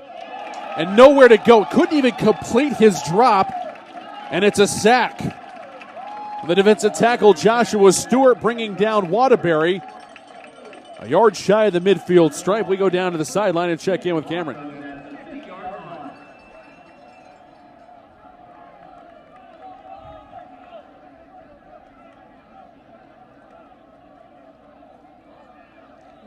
McKinney Boyd's offense feels like they are letting down the defense. They said that this is our game and we got to pick it up for our defense. They're doing all the work. 5 yard loss on the sack of Waterbury by Joshua Stewart. Second sack of the season for the junior nose guard, and now the Broncos have it 1st and 10 at the 50. 1:49 left to go, third quarter, 19-0 the lead. Ressmeyer takes it back inside on the options. Going to get close to 5 yards down to the 45. For being brought down by Tucker Palacia and Sam Tecklenburg. Thomas, I want to go back to that sack of Waterbury. The Broncos overloaded the interior of that line, and Bo Hott, as soon as he snapped the ball, got up and was looking for somebody to block it. At that point, Stewart had just whipped right in and went straight after the feet of Quinn Waterbury. Tough play. 2nd down and 5 for the Broncos at the Wildcat 45. Inside gives, Scrivens hit, and is going to be knocked to the turf. Actually, I don't even know if he ever got down to the turf. His forward momentum was stopped as there were 2 or 3 offensive linemen underneath him, including Matt Morse, the center, and Carlos Alvarez, both 300 pounds. Morse 6'1", Alvarez 6 foot. But the Wildcat defense in there on the stop to create a 3rd down opportunity. It's going to be tough with just 40 seconds left in the third quarter. They need a stop, and they need one now. 3rd and 2 Broncos at the Wildcat 42. One receiver wide right. Pistol set, offset eye. Ressmeyer with 3 on the clock. Snap is back. They're going to go option left. Scrivens tries to stop, restart. Great tackle by Nima Bibahani for about a half-yard loss on the play. Excellent job by Bibahani. And the pitch forced also by T.J. Lee. I was going to say, Thomas, that the defense is getting tired. As we get into the fourth quarter, I know we're about to get there, it's going to be tough going for these guys. They got to somehow keep that energy level up. The Wildcats are going to keep this streak alive. It's going to take a Herculean effort here in the fourth quarter. It'll be 4th and 3 for the Broncos when we come back to Ron Poe Stadium. Plano trailing Boyd 19-0 as we head to the fourth quarter to the strains of Grandioso. You're listening to the Rodenbos Flooring American Appliances presentation, Wildcat Football here on KVCE. That's AM 1160 KVCE, Highland Park, Dallas-Fort Worth Business Authority. Rodenbos, located at 102 West Main Street in Allen, has all of your appliance and floor covering needs. Rodenbos offers expert sales and installation on carpet, wood, ceramic, marble, and vinyl flooring. The appliance showroom displays state-of-the-art name-brand home appliances. As always, Rodenbos backs up their knowledgeable sales with factory-trained service technicians. Rodenbos, Allen's oldest business, family-owned and operated since 1962.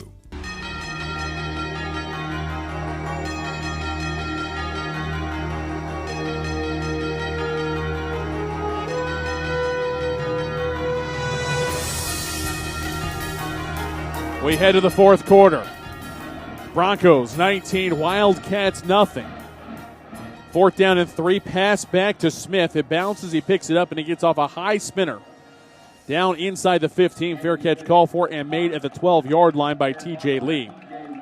So a long road to hoe for the Wildcats with 11:56 left to go here in the fourth quarter. 19-0. Plano looking down the wrong end of the scoreboard after a nice 32-yard punt. They will have to go 88 yards to punch in their first touchdown of the night. Before we went to break, I couldn't quite clarify my point as much as I wanted to, but because the Wildcats haven't been able to move the ball, the defense has been on the field quite a bit, and for them to come up with that stop when Boyd had it at the 50 to start the drive is great. Snap back, Stevens looking for some running room, cuts back to the left, tries to bounce at the outside. He's going to be hit, gets across the 20 and down near the 22-yard line. Maybe the longest run of the game for Stevens as he is brought down on the play by Braden McFadden, the senior outside linebacker. And that's going to be enough for a first down as it goes for a gain of just over 10 yards. First down brought to you by Rodenbos Flooring American Appliances. We're going to see a lot of what we saw at the end of the first half, and that is the Wildcats going to increase the tempo a little bit. One receiver right, direct snap back to Stevens. Accelerates across the 25 to the 26. Gain of 4 on the play. Brought down by Noah Prater.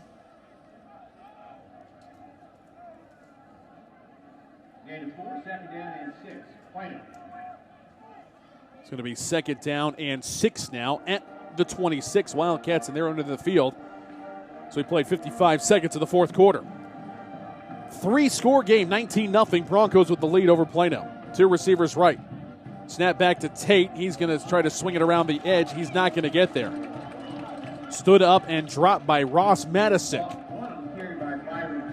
It's going to be a loss of a yard on the play, maybe a half yard at least. Back to the 25 and set up 3rd and 7. That is unbelievable. Matisic somehow gets around Sam Tecklenburg. That shows the quickness of the young linebacker because Tecklenburg's big, physical, 6'4", 250 pounds, and that's exactly what happened. Matisic able to get to the ball carrier because he got behind the tight end. Pistol set, snap back, option toss. Gets it out to Myers, who tries to fly around the edge, and he's not going to get there. Great assignment football. Tackle on the play. Braden Webb, the middle linebacker, brings down Myers after a gain of a couple. It's going to be 4th down and a good 4 yards necessary. It looks like the punting unit is coming on for the Wildcats. Brandon Stevens had that real good run to get the first down, and then since then it was a tough road to hoe. Not able to get the gashing chunks of yardage they were able to get last week against the Panthers. It's a different story as the Broncos have come to play tonight defensively. Here's a punt. This is a high kick by Christian. Fair catch called for and made by Bowling right at the 45-yard line. 27 yards, nothing on the return as Conley McCabe was right there, ready to pounce on that thing if it had gotten out of the hands of Bowling. But it wasn't meant to be as fair catch is made, and the Broncos will start out on their own 45-yard line with 9:31 left to go here in the fourth quarter.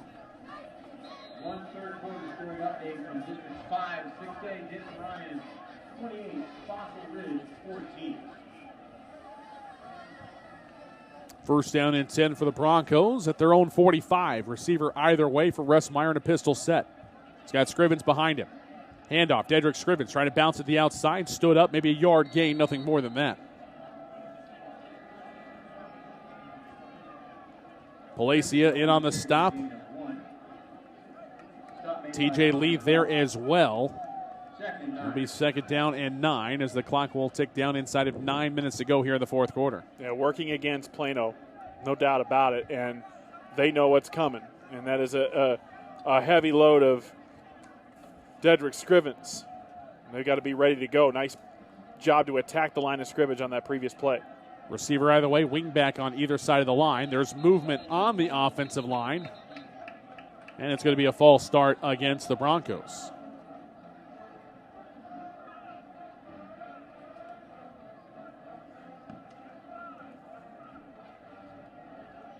Official's going to talk it over, make sure they've got it correct. It is a 5-yard false start penalty, and 2nd and 9 turns into second down and 14 for Boyd. 8:51 left to go here in the fourth quarter.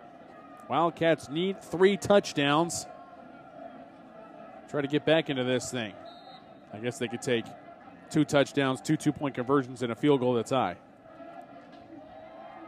Back to pass. Restmeyer pumps, goes deep down the right side, looking for Campbell, who cuts off the route. Little hand fighting with Dejon Howard. The incomplete pass will bring up 3rd down and 14 and stops the clock for Plano. So we go down to the field, check in with Cameron Brock. Plano offensive coordinator Joey Stone came over to Quinn Waterbury and told him, hey, look, you can sell it, you can fake it, but you still got to get rid of that ball on time. Trying to find somebody who's open. This is not the ideal situation for Waterbury. We'll touch on that in a minute, though. First things first, Wildcat defense needs a stop on 3rd and 14 from the left hash. Handoff Scrivens up the gut. He's going to get about 4 yards, and the ball pops loose. It's loose on the 45.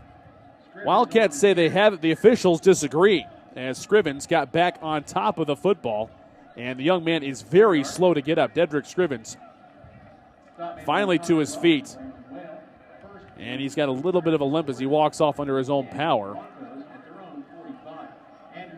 But clock ticks down. It'll be under 8 minutes left to go here in the fourth quarter when Plano gets it back. Again, looking for 3 touchdowns here in the fourth quarter to try to snatch a victory.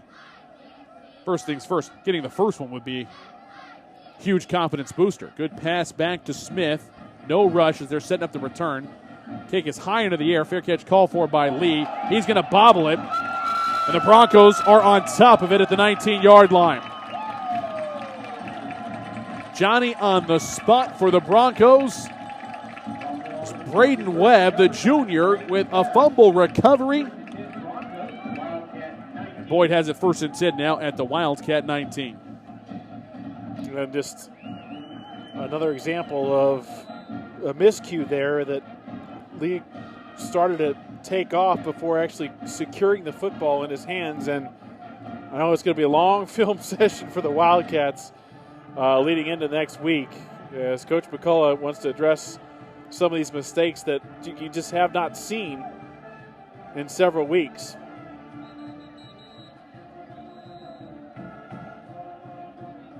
Play will get stopped before it begins. I think we have a timeout on the field taken by the Broncos. Don't want to squander this opportunity to milk some more clock and maybe put the game away. 7:51 left to go, fourth quarter. McKinney Boyd 19, Plano nothing. You're listening to Wildcat Football, presented by Rodenbaugh's Flooring American Appliances, presented right here on KVCE. Shell experts here to talk about the protective shield you see at Shell stations all over the country. Featuring us. It's there to remind you that no other gasoline protects your engine better than Shell nitrogen-enriched gasolines. Mm-hmm. Now with 20% more cleaning agents than before. Performance-robbing gunk doesn't stand a chance because your intake valves and fuel injectors are protected. Actively shielded. Hence the big protective shield here. So try Shell nitrogen-enriched gasolines today. No other gasoline protects your engine better. For quality auto service and repair, see the folks at Flat Shell on Preston Road at I-635.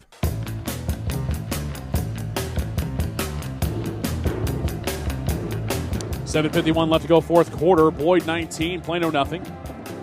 Handoff up the middle. Scrivens with a lot of running room to the 10, to the 5, into the end zone. Touchdown, McKinney Boyd. Dedrick Scrivens with his second touchdown of the night. A 19-yard touchdown jaunt for the fourth leading rusher in North Texas. And Boyd has opened up a 4-score lead. Just a huge hole opens up on that right side, and Dedrick Scrivens just gets such a good jump. Once that ball is snapped and he gets the handoff, he's off to the races.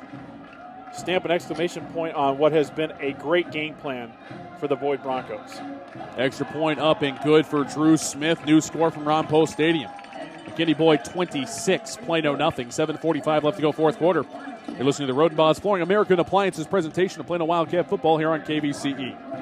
Buford Roofing and Construction is a family-owned company you can trust. Buford Roofing specializes in roofing replacement and repair for the outside of your home or business and radiant barriers and insulation for the inside. They use top-quality materials, professionally trained crews, and guarantee total customer satisfaction. When you use Buford Roofing and Construction, you can consider yourself protected. They're online at BufordRoofing.com or call 817-329-ROOF.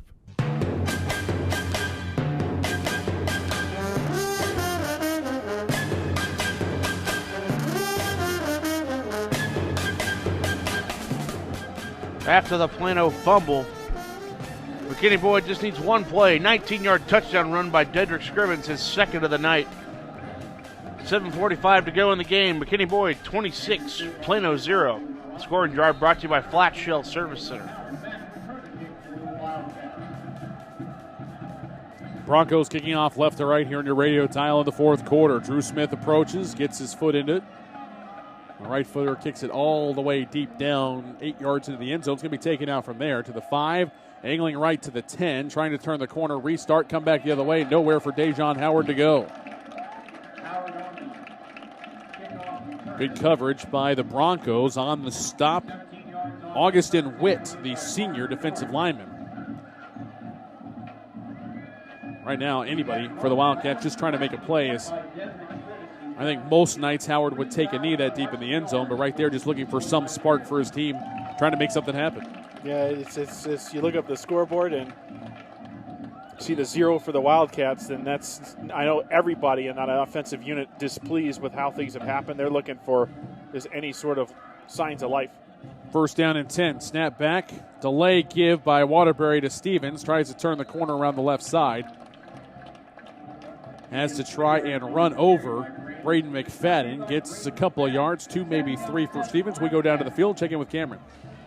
Plano head coach Jayon McCulla upset with his kick returner. He literally took a knee right down in front of him after he got tackled. Trying to get his point across with a little charades, perhaps. One receiver wide right. Two tight ends on the right side. They're going to toss it that way. Stevens trying to turn the corner, trying to get the edge. Broncos will not allow it. Stevens tackled back near the original line of scrimmage from first down. It's going to be a loss of 2 back to the 11.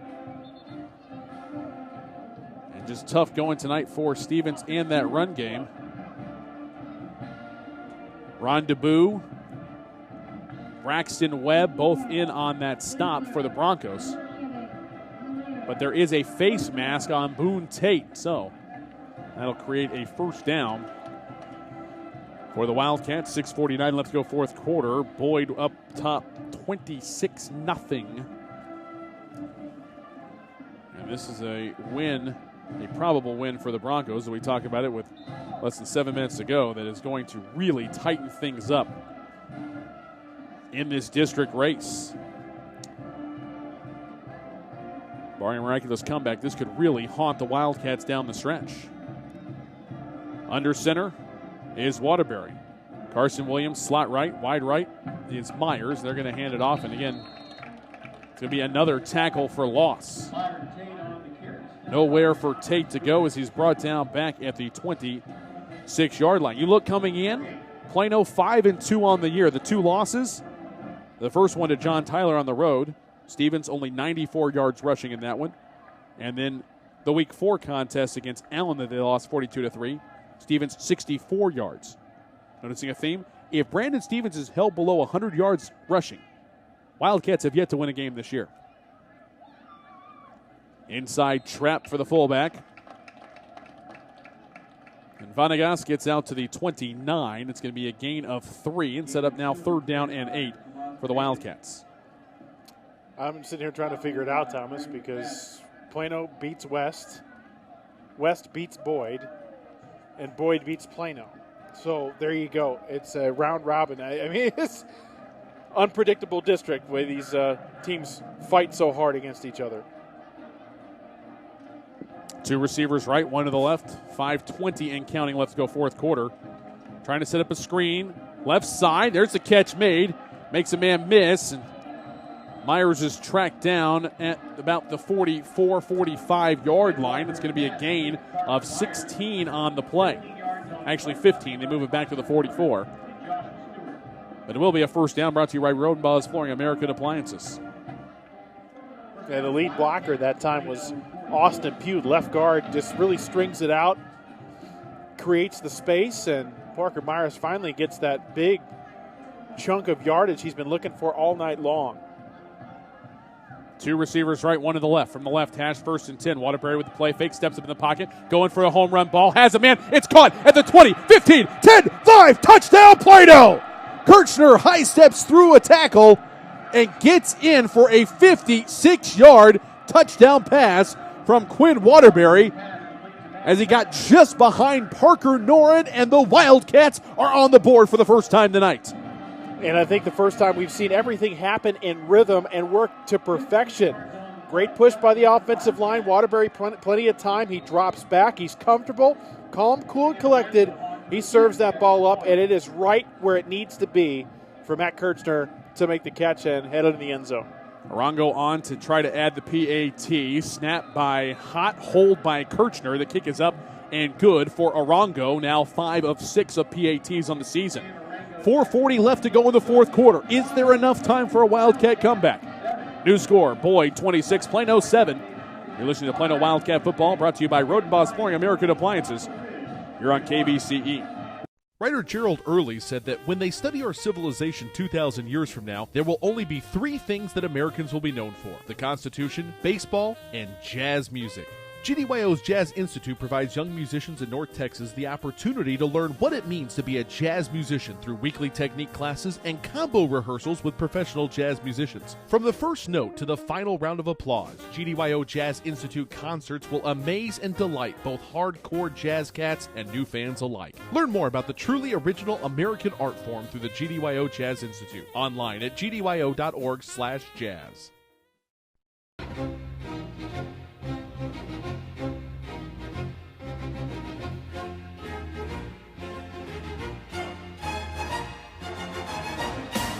A 56-yard touchdown pass from Quinn Waterbury to Matt Kirchner cuts the McKinney-Boyd lead. 5 plays, 90 yards on the touchdown dive, took 3:05 off the clock. McKinney-Boyd 26, Plano 7. Scoring drive brought to you by Flat Shell Service Center. Kirchner approaches, trying to get the onside kick. It's a squibber on the right side. Oh, I think there might be a chance for Plano to recover. Oh, but it looks like the ball went out of bounds. Oh, man, I thought for a second. Streaking down the side, it took just the right bounce. I thought Cameron Jackson, the senior defensive back, had a shot at the recovery, but it carried him just off. A Bronco return man goes out of bounds, 45-yard line, and the Broncos will take over. 4:40 left to go. Wildcats do have all 3 timeouts. I'm not sure Coach McCulla would start using it just yet. 26-7, Boyd on top of Plano. 4:40 left to go here, 4th quarter. Receiver either way. Here's a handoff inside. Lots of running room, and there he goes off to the races, to the 30, to the 25, to the 20. Going for a chop on the tackle. He's not going to get it. As Kadeem Markham, the sophomore, speeds around the left side. All the way down to the 10-yard line. 45. It's a 45-yard run. With 4:28 left to go, it's now 1st and goal for Boyd.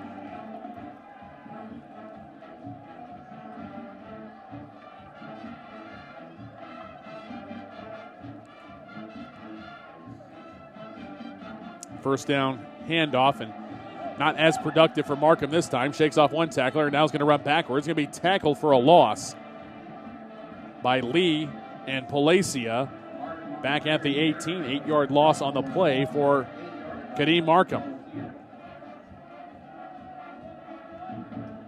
And Plano rotates over to make the stop. And it just seems like this Bronco team, this offense, led by Dedrick Scrivens, they still got some punch there with a young sophomore coming in there. 2 receivers right, 1 to the left. Inside give. No, actually pulled out. Rolling out to his left is Seth Washington, the junior signal caller, back up in there now for Ressmeyer. He's able to get something, couple yards down to the 16. Does go out of bounds, though, to stop the clock with 3:40 now left to go in the fourth quarter. And a 3rd and goal from the 16 for the Broncos. They had an opportunity to have a little bit of playing time this year, but this is yet another chance for him to come out and show his skills. And I was fooled just like you were. I thought that ball was a handoff, and nice job to pull it out of the belly of the running back and keep the play alive. 2 receivers right, 1 to the left. This is an inside give. Markham makes the first guy miss. Sidesteps down near the 13-yard line. And it's going to be 4th down and goal now for the Broncos. Clock ticking down inside of 3:20 left to go here in the fourth quarter. And decision time for Don Drake. Does he go for the field goal, or does he just try to pound it on in? And field goal may seem like he's running up to score with approaching 3 minutes left to go here in the contest. And up by 19 points. Looking over to the sideline, they're going to take this play clock all the way down and take a timeout. 2:53 left to go, fourth quarter. We'll take it with them. 26-7, Broncos with the lead over the Wildcats. Listening to the Plano Wildcats Game of the Week, presented by Rodenbos Flooring American Appliances here on KVCE. Origin Design is your one-stop shop for all your apparel, promotional, event, or team uniform needs. Point of Origin Design is a full-service design and logo creation company that offers a wide variety of imprintable and embroidered products. With competitive pricing and quality work, you can't go wrong with Point of Origin Design. It's always best to start at the right point, so visit them online at pointoforigindesign.com. Let them help you plan your next promotional item or design your next t-shirt. That's online at pointoforigindesign.com.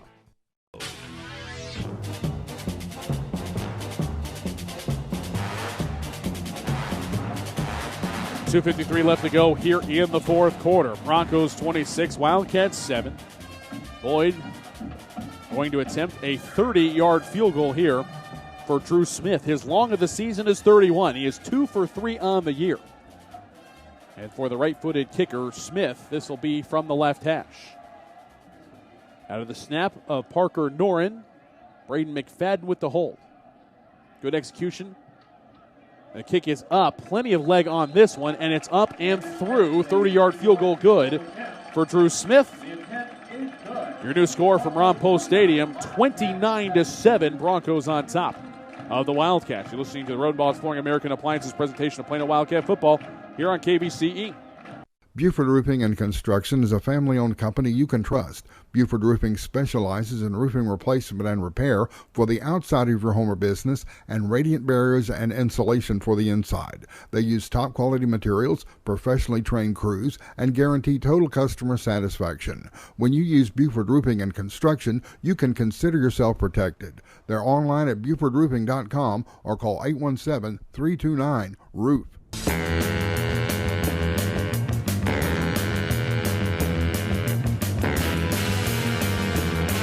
30-yard field goal by Drew Smith extends the McKinney Boyd lead. 2:48 to go here in the game. McKinney Boyd 29, Plano 7. Scoring drive brought to you by Flat Shell Service Center.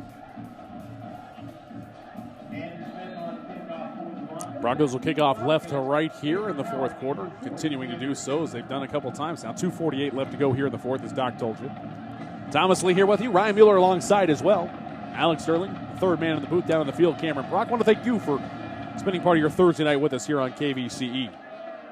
Kickoff, I think, actually might have gone over the crossbar and be up and good, as there is now a nice breeze coming from the south and blowing from left to right across Ron Poe Stadium. Don Drake has done a great job, the only head coach the Boyd Broncos have ever known. Went from 0-10 in 2006 to a 9-4 season in 2007, including their first 2 wins in postseason play. 49-35 win over J.J. Pearson, a 21-14 win against Marshall, before falling to Robert Griffin III in Copperas Cove in the 3rd round, 48-26. I formation. Waterbury with a handoff. Tate trying to turn the corner around the left side. Look like he's running through molasses, through a swamp. Finally brought down on the play defensively by Blake Burton, the sophomore reserve linebacker. Gain of only 2, and it'll now be 2nd down and 8. Had to reset things in 2008 as they move up to Class 5A, and they joined the district with Plano, Plano East, Plano West, and Allen. And actually went winless in district play in 8-5A back in 2008. Wildcat fans will fondly remember that as Rex Burkhead, Carson Meager, and Chris Lott's senior year. 2009, they actually won their first district game in Class 5A, a 37-27 win over the defending state finalists Wiley Pirates. But the Broncos then dropped their next 5 contests in 8-5A play. They got shuffled over to Region 2 to 10-5A and had some more success. Back-to-back winning seasons, including a playoff win over Richardson in 2010. Here's a run around the left side, diving down towards the 40 for Tate, and it'll be enough for a Wildcat first down, brought to you by Buford Roofing and Construction. But just 2-4 in the playoffs the last 4 years, but a lot of fans will point and say, hey, but this Bronco team has made the playoffs 4 straight years going for number 5, and this win here tonight is going to go a long way towards putting the Broncos back into postseason play. First down and 10. Waterbury play fake. Throws deep left side. Catch is made at the 38. Sidestep, spin move by Kirchner. Out of bounds at the 35-yard line. It's a 25-yard completion to Kirchner. And a 1st and 10 now at the Boyd 35 with 1:27 left to go in the 4th quarter. First down brought to you by the Flat Shell Service Center. I think those consecutive appearances, as you mentioned before, it all stems from Don Drake, the job that he's done with this program. Well-disciplined bunch under him. I formation, 2 tight ends on the right side from the left hash. Toss back, Tate trying to turn the corner, slow playing it out. He's going to be hit, flags fly in. It's going to be dropped for a loss. It's a nice job defensively going down the line of scrimmage by Keaton Livingston, the starting senior safety. But a holding call is going to wipe out the play. Actually, Coach Drake may decline it. No, he's going to take the penalty and push him back, turn it to 1st and 20. As the line of scrimmage is moved back to the Bronco 45. Man, that's a shame because I know that was Tate going laterally, didn't get much on the run, but, you know, he's been a little bit of a spark here in this drive. Good to see him back in the lineup. 6 foot, 215 pounds, a junior. Very talented and trying to give some positives once again to the Plano Wildcats as we wrap up this ballgame. Last week, the only week the Wildcats have had all 3 running backs, Stevens, Yarrow, and Tate. Yarrow banged up, not suited out tonight. Hopefully he will be back soon. 2 receivers left. That's the short side of the field from the left hash. 1st and 20. Play action fake. No, he actually did hand off. Tate sidesteps one defender, cuts back again against the grain inside the 40 and down to the 39. Tough 6-yard run. As we go inside of 50 seconds left in the ball game. Yeah, that is exactly what it is, and that's with the fight that you get from Byron Tate. And I tell you, Plano tonight I know is going to swallow this one pretty tough. But, you know, it's all about making adjustments and getting your guys to buy in the next week, and interested to hear what Coach McCulla has to say. I formation from the left hash. 2nd down and 14. Play fake. Rolling out to his right. Steps and fires. Has a man. Sidesteps the defender at the 35. Down inside to the 32. Catch hauled in by Ryan McConnell. His 3rd catch of the year. Of course, next week a bye week for the Wildcats as they will have some extra time to prepare for a game 2 weeks from tonight as they host the Marcus Marauders. As Plano most likely will need a win in either that game or in the finale against Louisville to get into the playoffs. And that'll do it. It's a final 29-7. The Broncos upset the Wildcats here tonight. Coming up on the post-game show, we'll hear from Jayon McCulla, Wildcats head coach. Will have final stats, highlights, and a final check of the scoreboard. All that more when we continue in a moment. You're listening to Rodenbach's Flooring American Appliances presentation of Plano Wildcat football on AM 1160 KBCE. Back to Ron Post Stadium after these messages. This program is produced and broadcast with the permission of and authorization from the Plano Independent School District. It is under the direction of and is copywritten by Sports Sounds Radio. Any rebroadcast, retransmission, or use of the audio stream, including any or all other use of the accounts of this broadcast without the direct written consent and permission of Sports Sounds Radio is strictly prohibited. All rights are reserved by Sports Sounds Radio and SportsSoundsRadio.com. This is a Sports Sounds Radio presentation. Rodenbach's, located at 102 West Main Street in Allen, has all of your appliance and floor covering needs. Rodenbach's offers expert sales and installation on carpet, wood, ceramic, marble, and vinyl flooring. The appliance showroom displays state-of-the-art name-brand home appliances. As always, Rodenbach's backs up their knowledgeable sales with factory-trained service technicians. Rodenbach's, Allen's oldest business, family-owned and operated since 1962. Shell experts here to talk about the protective shield you see at Shell stations all over the country. Featuring us. It's there to remind you that no other gasoline protects your engine better than Shell nitrogen-enriched gasolines. Now with 20% more cleaning agents than before. Performance-robbing gunk doesn't stand a chance because your intake valves and fuel injectors are protected. Actively shielded. Hence the big protective shield here.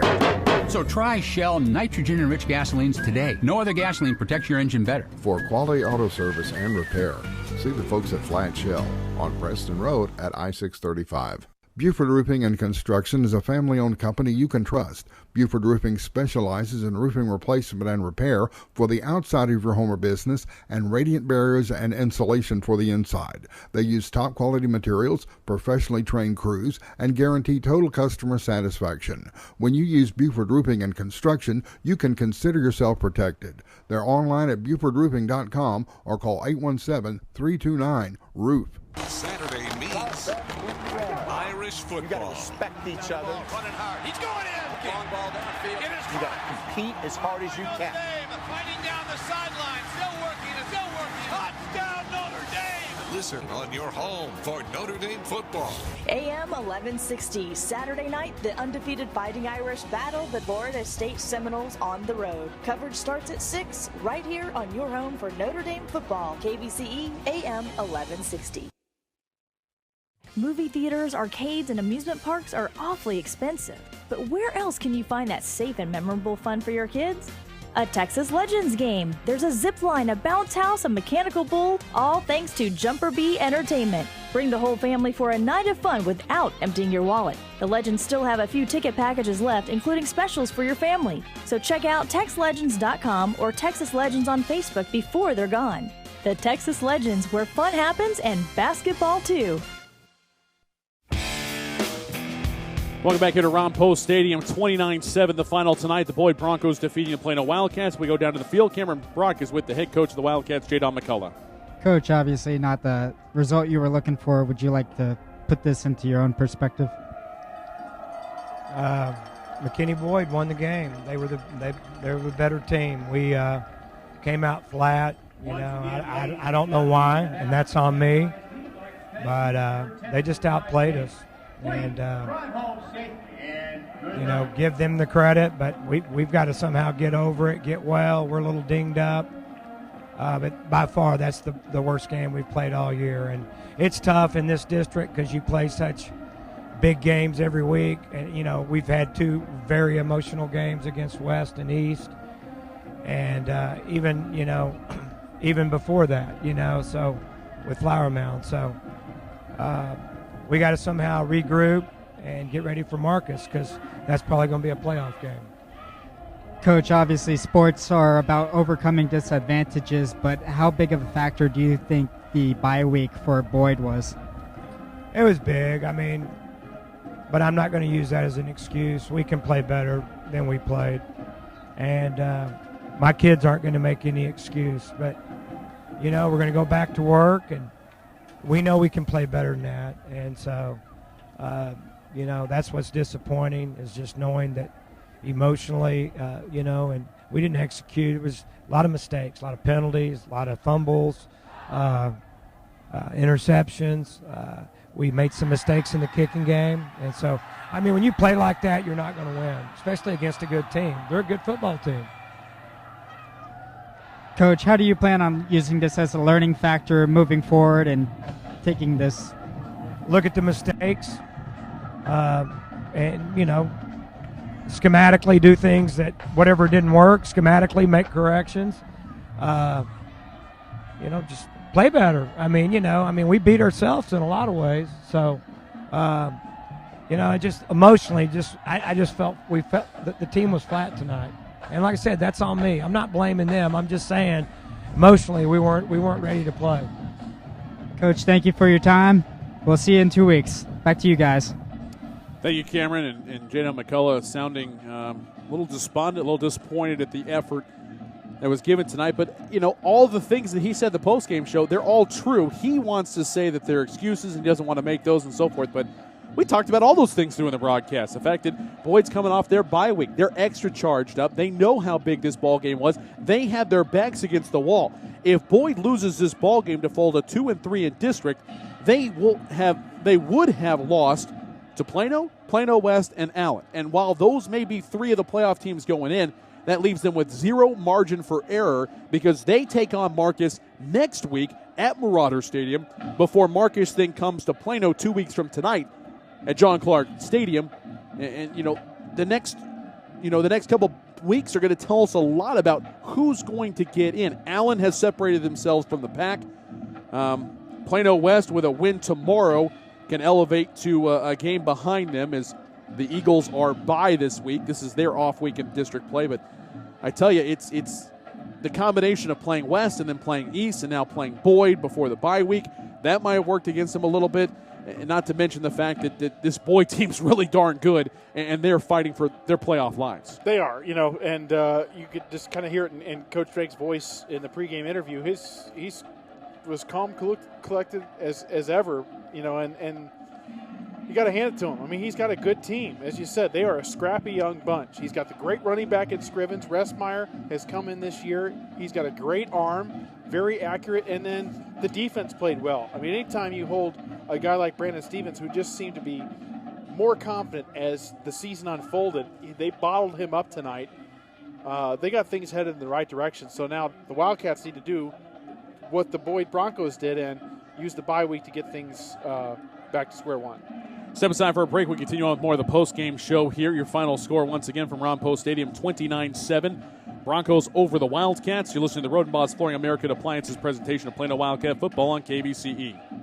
Buford Roofing and Construction is a family-owned company you can trust. Buford Roofing specializes in roofing replacement and repair for the outside of your home or business and radiant barriers and insulation for the inside. They use top-quality materials, professionally trained crews, and guarantee total customer satisfaction. When you use Buford Roofing and Construction, you can consider yourself protected. They're online at BufordRoofing.com or call 817-329-ROOF. Shell experts here with a pitching machine and a shield to demonstrate the importance of protecting your engine. Think of me as an engine.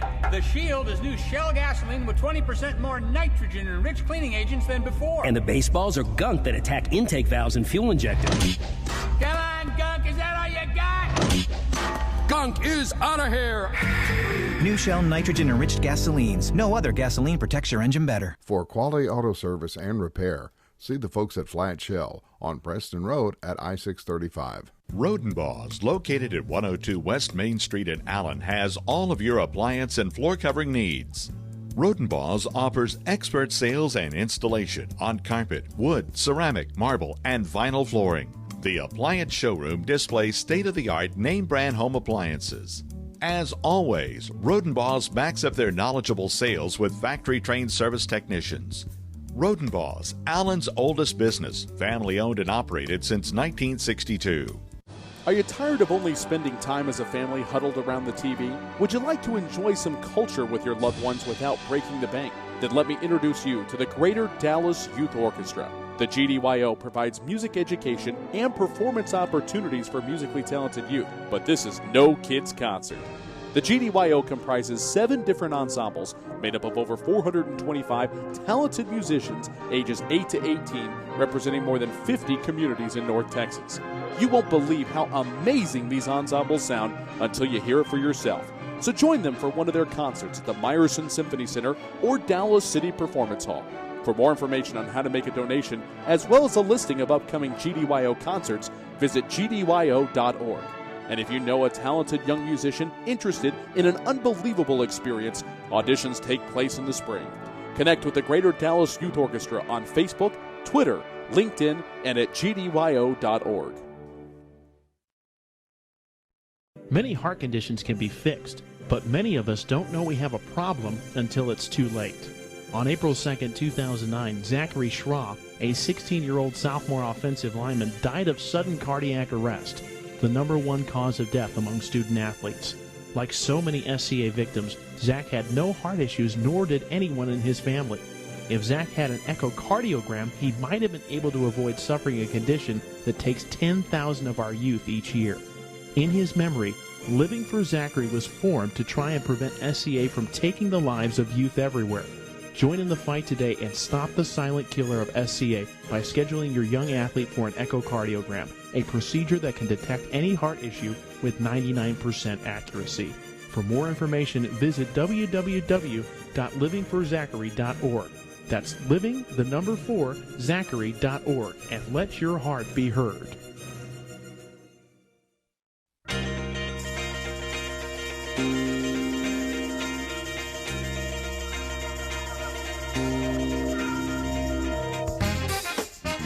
Welcome back here to Ron Post Stadium, 29-7, the final in this one. McKinney Boyd on top of the Plano Wildcats. Thomas Lee, Ryan Mueller, Alex Sterling, Cameron Prock. We want to thank you as well for hanging in with us on a Thursday night. Wildcats fall 29-7 here at Ron Post Stadium. And before we get to final stats and highlights, let's take a final look at the scoreboard from around North Texas, shall we?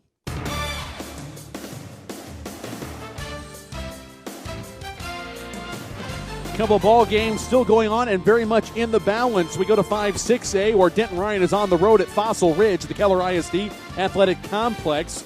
Raiders on top of the Panthers, 35-21. Late fourth quarter in that one. Ryan Raiders look like they're on their way to a win here tonight.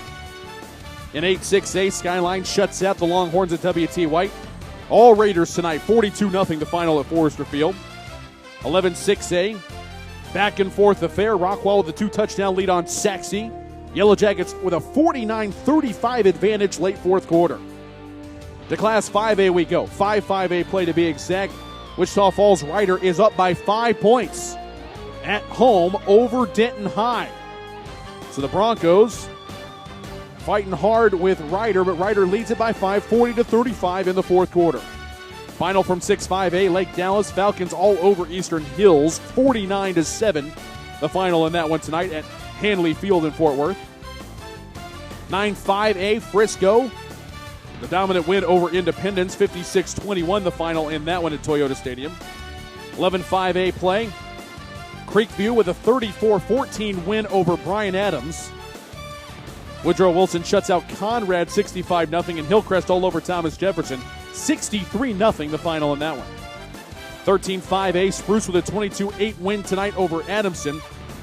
They're still playing at the Sprague Athletic Complex. Jones Field, but Kimball, not a lot of hope left in this one as the South Oak Cliff has a 36-14 lead over the Knights. And Seagoville allows a safety, but comes away with a 45-point win. Yeah, that's right. Seagoville 47, Molina 2. The final in that one tonight. Your final here from Ron Post Stadium. Broncos 29, Wildcats 7. Step aside for one more break. When we come back, we'll wrap things up from Ron Post Stadium. Final stats, your play of the game, some game balls to hand out as well. All that more we continue in a moment. You're listening to the Rodenbos Flooring American Appliances presentation, Plano Wildcat Football on AM 1160 KBCE.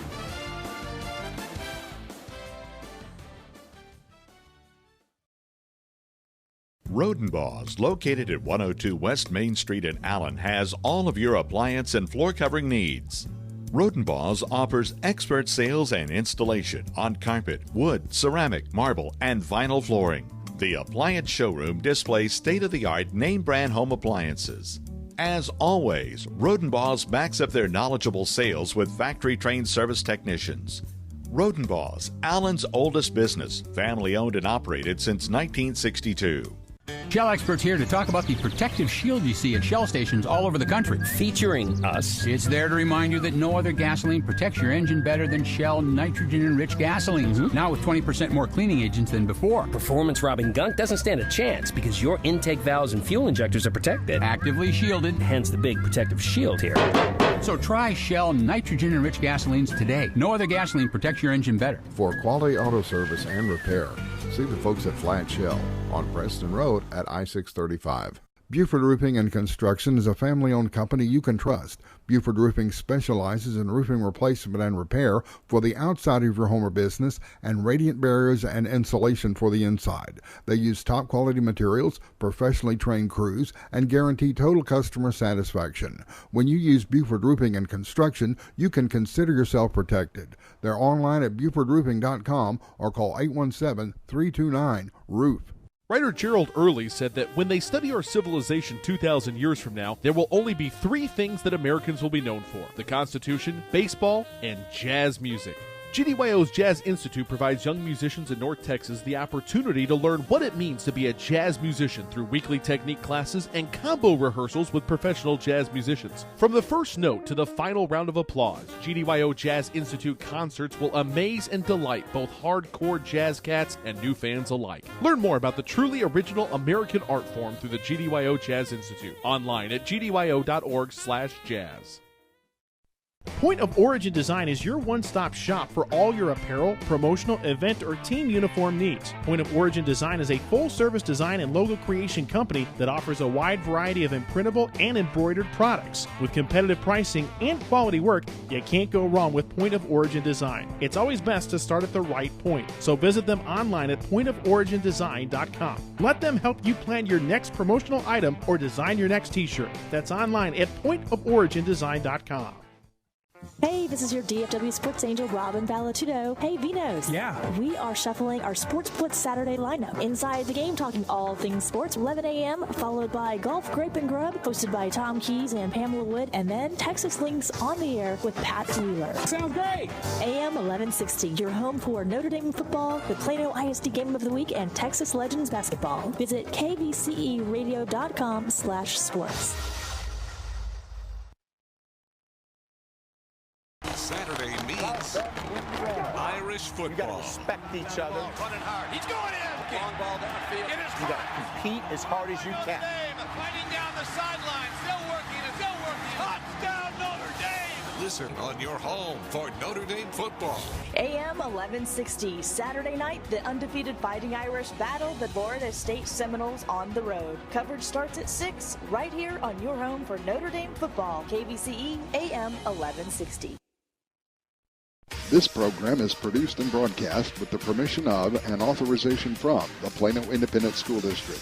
It is under the direction of and is copywritten by Sports Sounds Radio.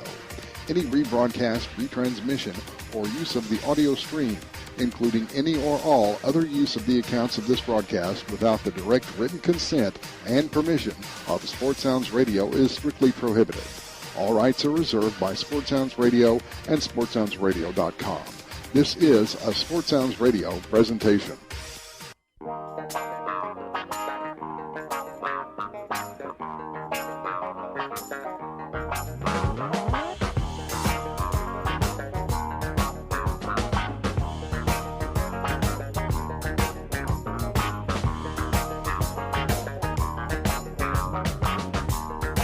Welcome back one final time here to Ron Post Stadium. Thomas Lee, Ryan Mueller.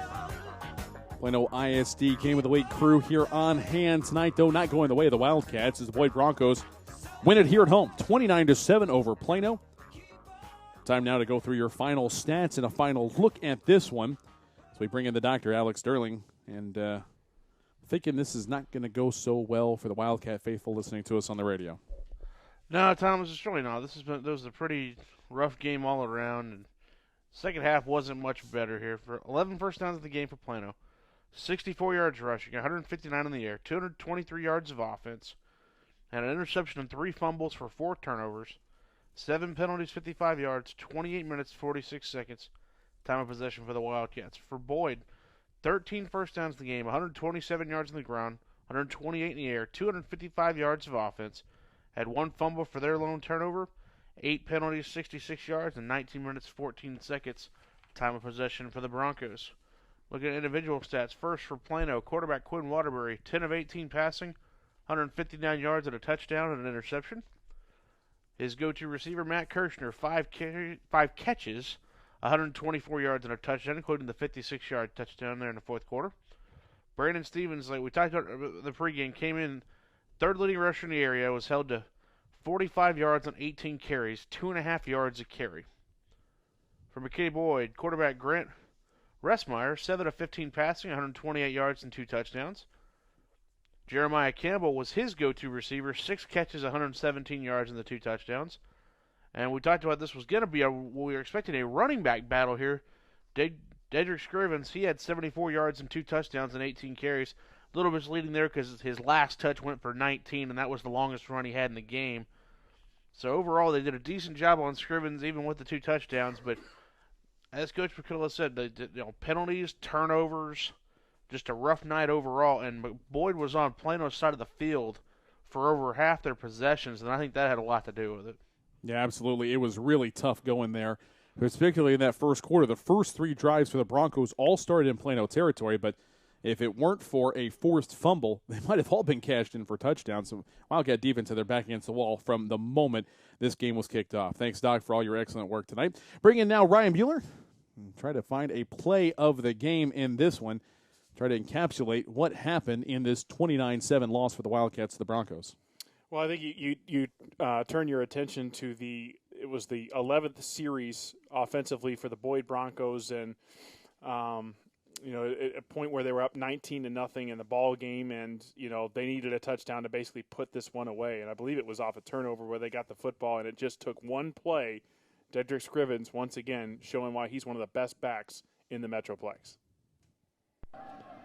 Snap back, play action fake. Waterbury rolling to his right, tries to turn the corner, puts it on the money, but stepping in front of Kirchner to intercept it is Boone Tate, the senior, with his second INT of the year. And the Wildcats turn it over deep in Boyd territory. So again, turning the ball over, and then you look at what the short field has given the Boyd Broncos in this entire game, and once again, it is Scrivens who turns the turnover into another positive. 7:51 left to go, fourth quarter. Boyd 19, Plano nothing.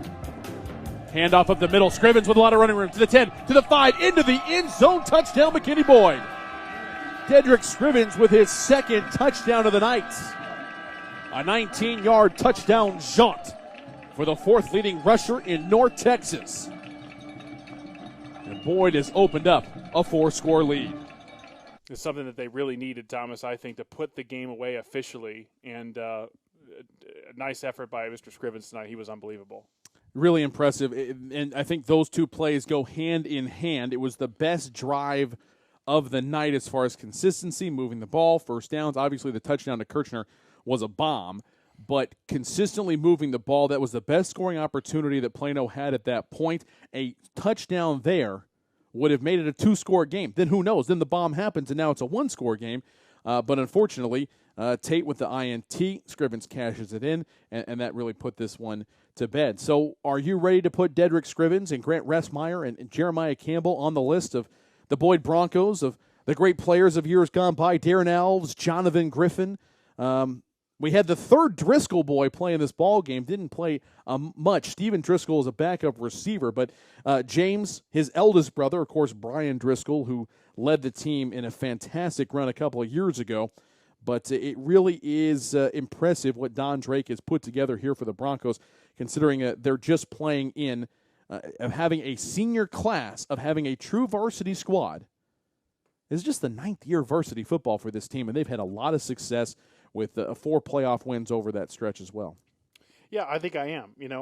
Especially for Dedrick Scrivens. I mean, the job that he has done in a Boyd Bronco uniform has been very, very impressive. And, it just seems like they have one or two super studs. And don't get me wrong, they all play as a team. But you mentioned those players that have come through this program, and I think that the torch has been handed to Mr. Scrivens, and he did not let anybody down.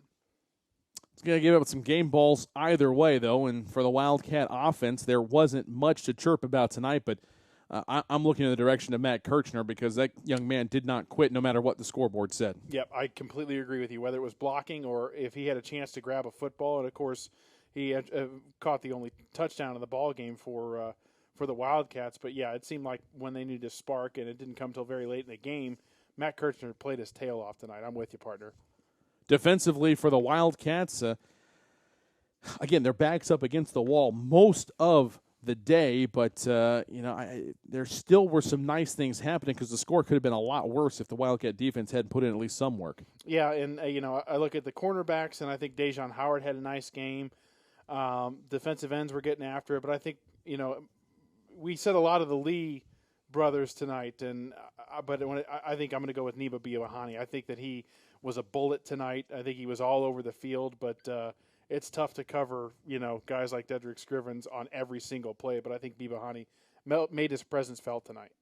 One thing that jumps out to me, I've been so impressed with the sophomore year, the first year in varsity that Aaron Regas has put together. I think there were some calls that surprised the youngster. I think that the officials were letting him be a little more physical than what he is used to. And this is the first time we've seen him stub his toe even a little bit. But even after giving up a couple long completions early in the contest, including the first play from scrimmage, all the way down to the 1 yard line, I thought he responded very well and showed tremendous mentality. So, and Adam Boy goes to Aaron Regas for what he was able to put together tonight. Final thoughts, partner? Well, I just, the bye week, you could say it couldn't come at a better time, but at the same time, it also gives the Wildcats 2 weeks to think about this loss that they're probably going to take pretty hard. But knowing Coach McCulla, he always turns a negative into a positive. He gets the guys refocused. So I think the Wildcats will be able to turn it around. Doc, what do you think? Couldn't agree more at the bye week. We've shown with each Plano loss, the next game they've come out more focused and more ready to play. Like Coach McCulla said, they've had some guys beat up, some people to get healthy, and they'll be ready to go, and what potentially will be a playoff eliminator with Marcus, depending on how the game goes between Marcus and Boyd for next week. It's going to be an awful lot of fun. I will point out that game between Boyd and Marcus next Friday, if you folks are home and don't know what to do yourself on a Friday night when there's no Plano game going on, Champion Sports Radio has the broadcast for you. If you don't want to head on out to Marauder Stadium way over in Denton County, you can always pull up the broadcast there and listen to the contest and see where Plano will stand coming off the bye going into that game 2 weeks from tonight as they host the Marcus Marauders. That is the next game for the Wildcats that we'll have right here on KVCE. Plano ISD football on KVCE AM 1160. That's AM 1160 KVCE Highland Park, Dallas-Fort Worth Business Authority. And Sports Sounds Radio is brought to you by the following: Rodenbaugh's Flooring American Appliances on the main street in downtown Allen, serving folks of Collin County for more than 50 years. By Buford Roofing and Construction. When you use Buford Roofing and Construction, you can consider yourself protected, and customer satisfaction is guaranteed. By the Flat Shell Auto Service and Repair Center on Preston Road and I-635. Plano ISD Football is a presentation of KVCE, SportsSoundsRadio.com, and Champion Sports Radio. Thanks to everybody who made this ball game possible here tonight. Back with the KVCE studios, Matt Broom, thanks for keeping us on the air, our board op tonight. To the station general manager and sports director, Robin Valatudo, the executive director of Plano ISD Games on KVCE, Norm Ward of Sports Sounds Radio. To everybody at the athletic department who helps make our jobs easier each and every week, the media engineer, Jim Macaluso, special assistant athletic director, Sharon Rollins, assistant athletic director, Ralph Hines, and Russ Schuler, and to the Plano athletic director, Gerald Brents, we say thank you from all of us here from your broadcast crew. For those of us here from Ron Post Stadium, Cameron Brock down on the sideline, the Dr. Alex Sterling giving you all the numbers all night long, no matter how much Plano fans might not have wanted to hear them. For your color analyst, Ryan Mueller, my name is Thomas Lee. We've got a week off next week, folks, and then we'll be back at it. Marcus coming to John Clark Stadium 2 weeks from tonight. Meanwhile, tomorrow night, you've got Duncanville and Midlothian on the radio and SportsSoundsRadio.com. Plano East and Plano West, both hosting 6-6A contests, also on SportsSoundsRadio.com, and a whole bevy of games on Champion Sports Radio, including Trinity at South Lake Carroll. And that's where you'll find my partner and I tomorrow night. Big ball game. We're excited for it. Tonight, it does not go the way of the Wildcats. Final score 29-7.